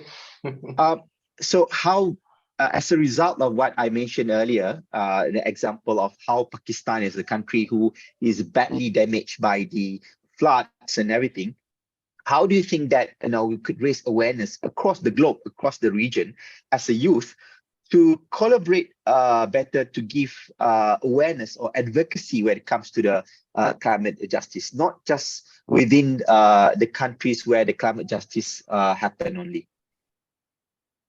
I think it goes back to the point I raised in my presentation, which is building networks and coalitions. In these coalitions, you even communicate with someone in Brazil you have never seen. You share a message which they understand. Last year, actually, the message from the Global South was, we want reparations for the loss and damages. We were demanding for a loss and damage fund. And up to the last minute at COP27, up to the last minute, actually, COP was even extended for, I think, more 2 days, so that they come to a conclusion whether they should establish a facility or not. But at the last minute, a facility was established, and that was a win for us. But there was work behind it. We worked so hard. We collaborated. We talked to everyone, even the white activists who don't understand what loss and damage is, who don't understand what it means to lose, a house, lose a life, lose, crops. The fact that we packaged our message very well, they understood it. They were able to integrate it. They were able to correlate it with their messages. They were able to come with us, and work with us, in pushing our demands. And to be honest, last year we had a lot of white activists from Europe, coming, in collaboration with us to see that we push, this message of reparations and the formation or creation of a loss and damage facility. So collaborating is key. Building networks is key. I usually don't like, the thing of, building, certain hubs that this is for Africa alone, or this is for the global south alone, or this is for Asia alone. Because the climate crisis knows no borders. It can affect you in any way. It can affect you whether you're in Africa, whether you're in Asia, whether you're in USA, whether you're in Europe. Last year we recorded a heat wave. Actually, it has returned this year in Europe. You're getting it. So it is something. This is a global predicament that all of us have to indulge in. Think, communicate, have a global message that everyone can understand and come together so that we fight, so that we see that the demands that we are pushing are answered. The policies and leaders listen and probably give, those solutions, or table those solutions, or probably make those decisions that will lead us into a sustainable future that we're all fighting for. Thank you, Isaac. So let's go into the question by participants. So we have 15 minutes more or less. So I'll go very quickly. So we have one question from anonymous attendee. I think this is addressed to Prof. So in your opinion, is genetically modified crop is the solution for greener and healthier plants? Prof, 15 seconds, you can answer quickly. All right.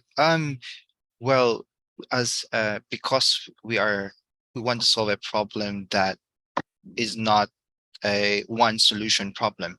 So we want to exploit as many possible options that we can to address this global issue. So that's one possible answer to that, and it is backed by science as well. So there are alternatives. Someone can go for organic, someone can go for genetically modified. So these are options that a farmer could use if he wants to farm, or she wants to farm organic or genetically modified. But GMOs they're backed with science, and the guidelines and the procedures are very stringent, even the policies surrounding the genetically modified organisms. Okay, thanks, Prof. So we have second question from Musrifa. Hello, Shakib. Does digital economy and gig economy affect carbon emission, such as e-hailing, that contribute on increasing the number of vehicles?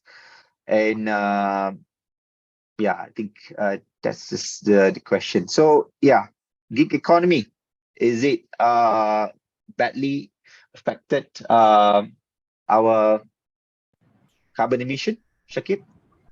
So basically, when it comes, I already answered the question. I think she sent two questions, similar question. Yeah, just quickly, 15 seconds. Quickly wrap it up on that one. So basically, it's affecting because when it comes to gigs and also digital, it's consume a lot of energy, and at the same time fossil fuels and such, especially in ASEAN level and also Malaysia. So what need to be done is the companies that provides the gig economy should produce an integrated report or sustainability reporting, where we can see there's a scope 1, scope 2, and scope 3. So the sustainable, we can ensure that there will be changes on the sustainable supply chain, and at the same time how the finance workflow on to achieving the sustainable supply chain. So this is something that I already included in my slide when it comes to logistic and supply chain. This is something that it needs to be addressed quickly, and also most of the people are into the ESG, also in the green sectors much. So I think this is important for the company to put the information out there so that they are a friendly services to environment. Okay. We have one participant who would like to ask the question directly through the mic. So Mr. Ziad Farual, you can turn on your mic and ask the speakers, the panelists.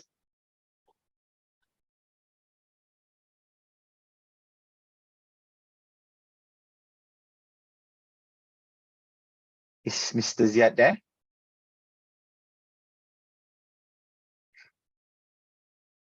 Okay, I can go to the next question from Ain Shariza. So Ain Shariza, good morning from Malaysia. In Malaysia, an airport project on an island, which is a Tioman Island, was cancelled. So she's asking to any of the panelists, do you agree that we need to put sustainability on top of the priority list in development or construction, considering the global climate crisis that is here, which means that even before you start considering or building any projects in the future, sustainability should be one of the key elements. So yeah, maybe Prof, and then after that Shakib. Right. And this is just my take on that. We need to also hear from both sides, because society has to grow as well. So we need to hear both sides. Is there a need to come up with is it a new airport? Is it another airport? And the impact, for instance, are you trying to deforest the area just to put up this airport? So I guess should be a communication, there should be a dialogue between the government, the society, and those that wish to have those areas to be preserved as it is. So I think it's not a yes or no question. You need to weigh things first, whether there is a need, because for instance, if there is a need to transport medicine to this area, for the society, because there are no other ways to transport those materials. So I guess we need to weigh things, the pros and the cons, and to take it from there. But I don't think it's a black and white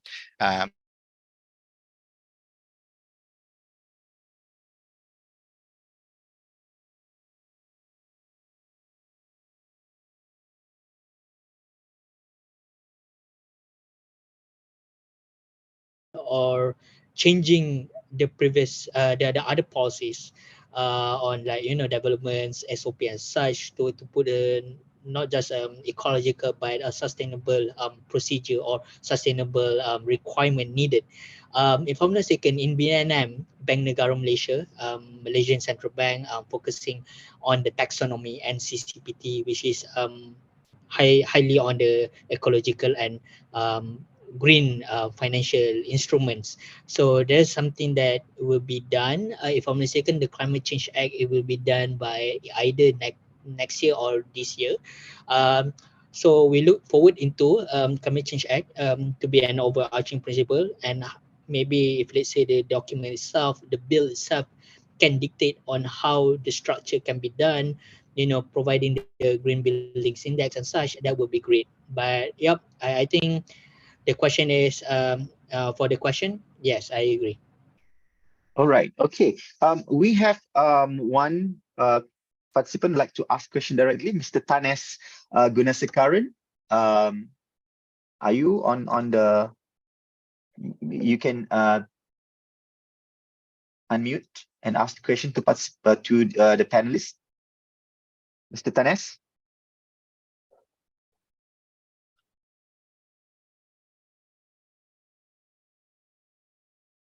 Okay, if not, I'll go to the next question from Nur Atika. In the context of Southeast Asia, what is the sector with highest potential to create green jobs and nurture green skills in the next 10, 30 years? And what are the green jobs in demand in short term and long term for Southeast Asia? So maybe, Prof, you can share a little bit, at least in Philippines or based on your research. What the future of jobs are. Yeah, I'll be biased with that because I'm in a sector where we produce food. So I think areas in food security and food safety are likely to be an industry or an area where our green skills are really very important. But the industry is not, it doesn't stand alone. It needs other industry, because the food that we produce has to be manufactured, the clothings in different ways. So it's interrelated. So I can't really say which one should be more important than the others, because I think every industry, as we mentioned by Shakib, that they play a role in this sustainable future, sustainable world. So I guess, but I'd be more biased because from the production perspective, we need to continue feeding the world, feeding the growing global population. But at the same time, we need to be as well be sensible about working with other industries so that this food that we produce will not go into waste, but rather be used in a way it should be used, and to really have a meaningful production of food rather than just produce and produce and produce. All right. Okay. Before we go to the next question, is Tanes still there, Mr. Tanes? You would like to ask question to the speaker?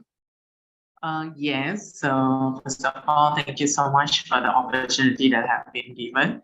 So my question to the panelists is first, when we talk about the plant crop breeding and also the protection against the host pathogens for the disease that have been caused by the plants, could be like genome editing tools like CRISPR-Cas9 system or any gene therapy could be a potential therapy to against this kind of pathogens in a plant breeding. And how like we can ensure that like for example, genetic modified organisms like GMO plants could be a potential economic trade, especially in agriculture field. Thank you. Prof, I think that's your question. Right. Thank you very much. Thanks. I think it's a good way to also emphasize on how technology play an important role, particularly the techniques used for plant breeding in crop protection. So the CRISPR technology is such a very useful technique or technology that is actually now being used for developing resistance to diseases, ensuring that in some other countries, the CRISPR-9 is not considered as a GM technology because it's editing rather than inserting a gene to a particular crop. So it's not every country considered that as a GM. But with your you mentioned about GM as well and how to make sure that it's properly being used. So we have sets of guidelines to ensure that the products that are being produced by biotechnology are really safe and can be utilized either as feed or for human consumption.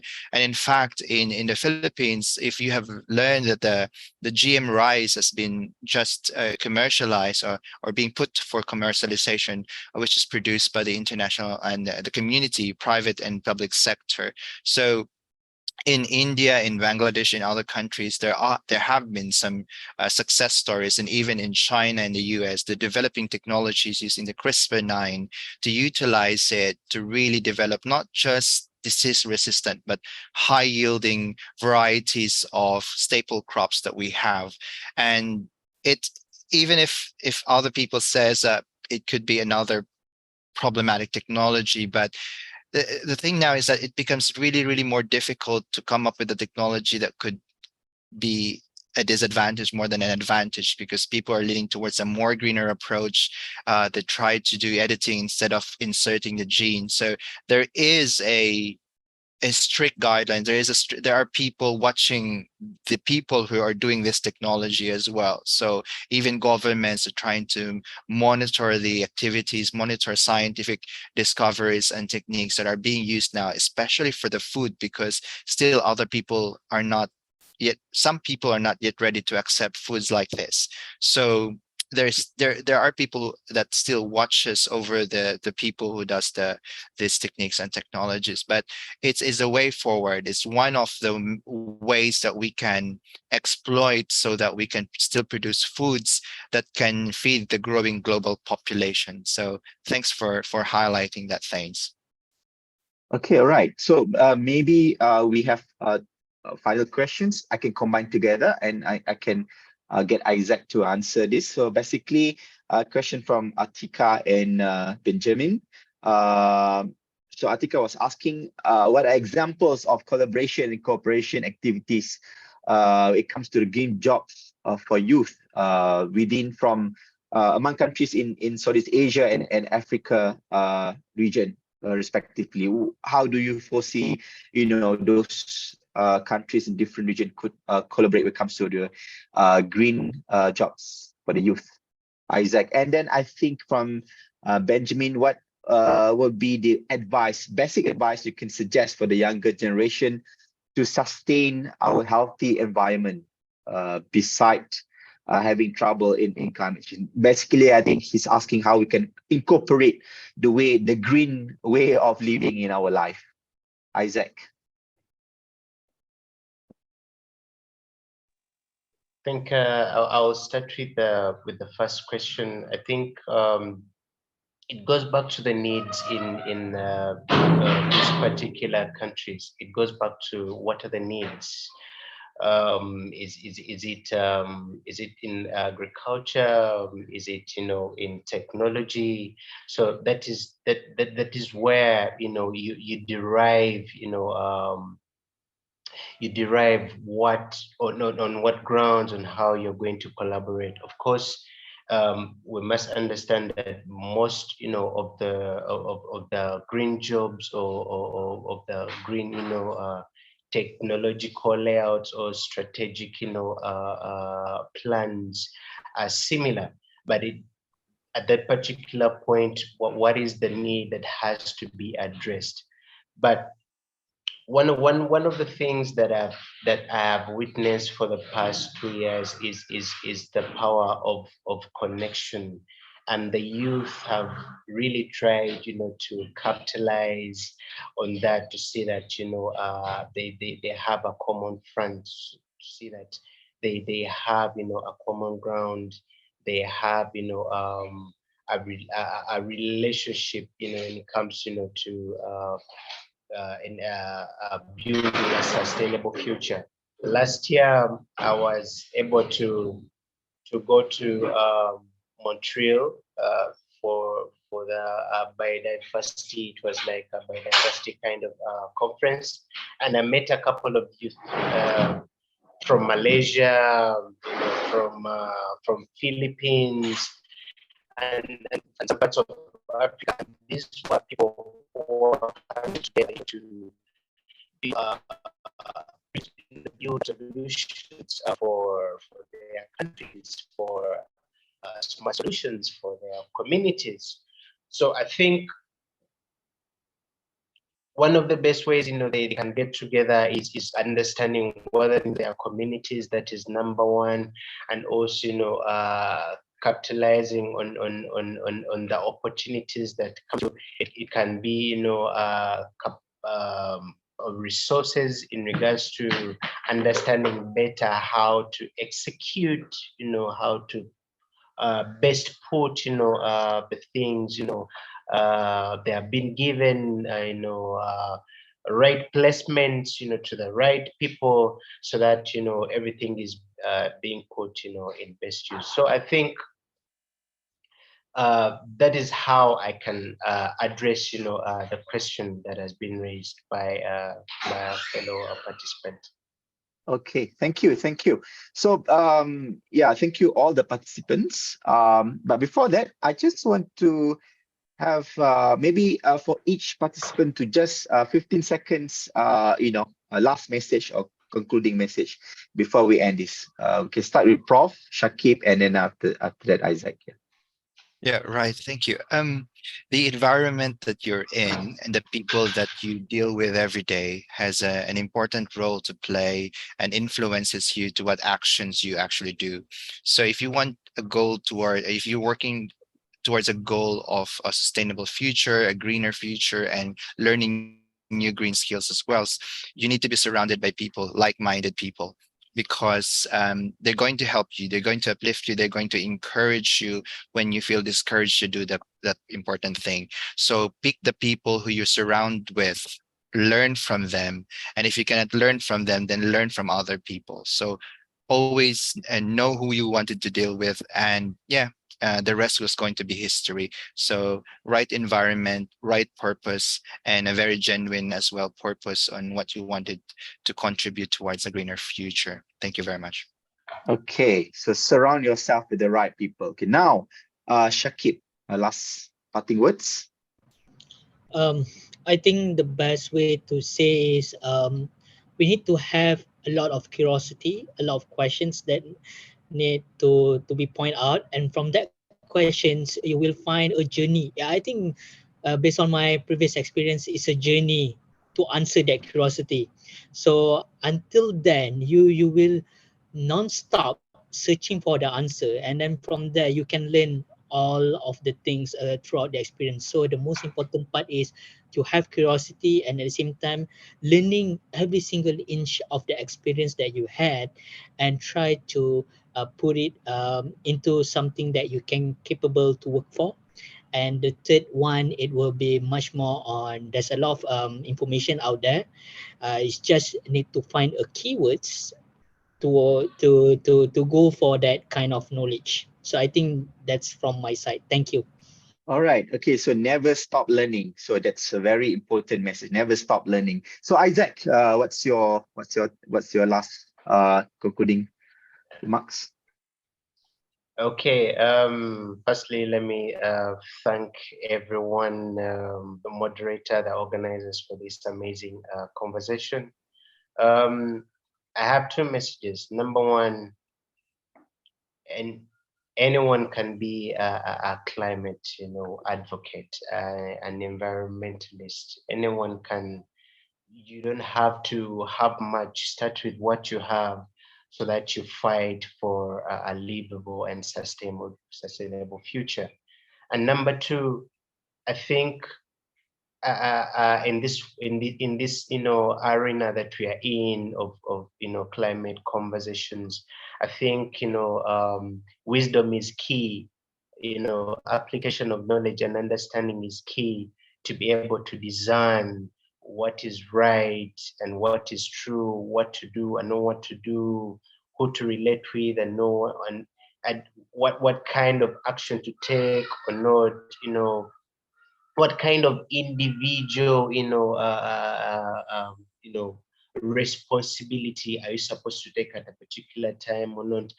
So wisdom is key in whatever we do. It's wisdom that leads us into, that segment of applying that knowledge and understanding, so that we are moving in the right direction. And I believe with that, we shall be able to achieve what we are fighting for, and that is the climate justice and environmental justice. Thank you. Okay, thank you, Isaac. Yeah, such a wonderful remark. Yeah, common sense. Okay, so as we approach the end of this very engaging webinar, I want to express my gratitude to all our speakers today for sharing their knowledge, and to all of you for your active participation. On this International Youth Day, let's remember that the youth are the forefront of change.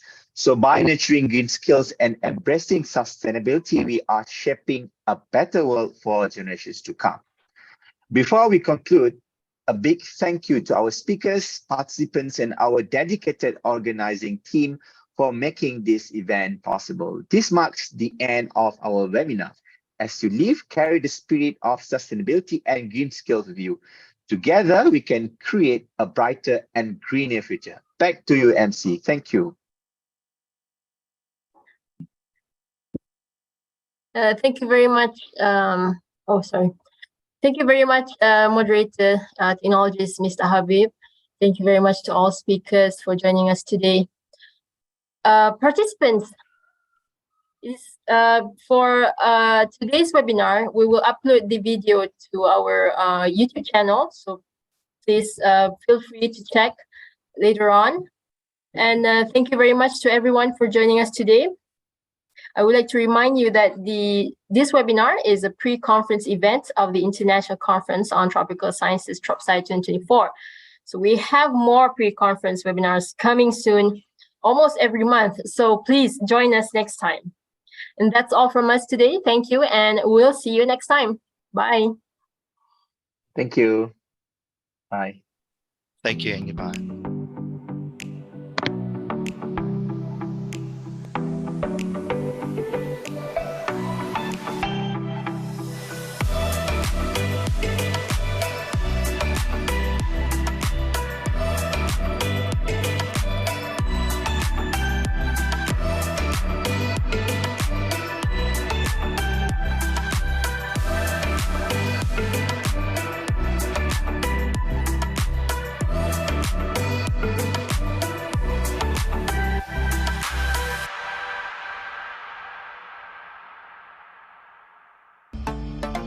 The Federal Territory of Kuala Lumpur, or commonly known as KL, is the national capital and the largest city in Malaysia.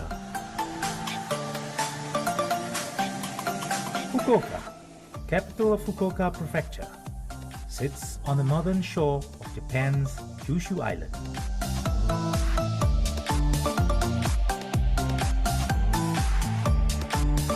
Here, a story of the unsung heroes from the two cities that built the International Youth Center.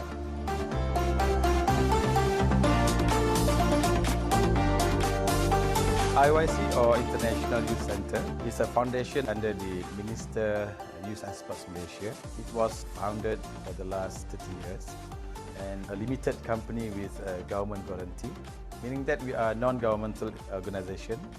We are not for profit, but we are the partner agency.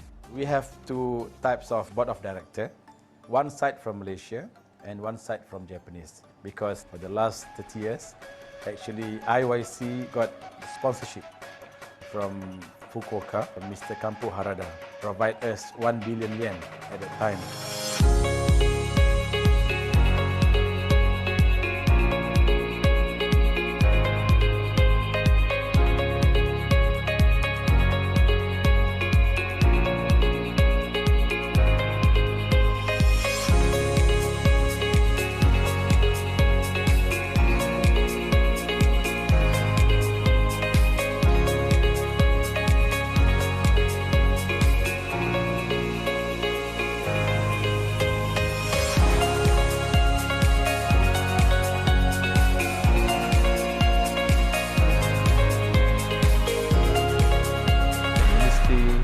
Have 4 pillars.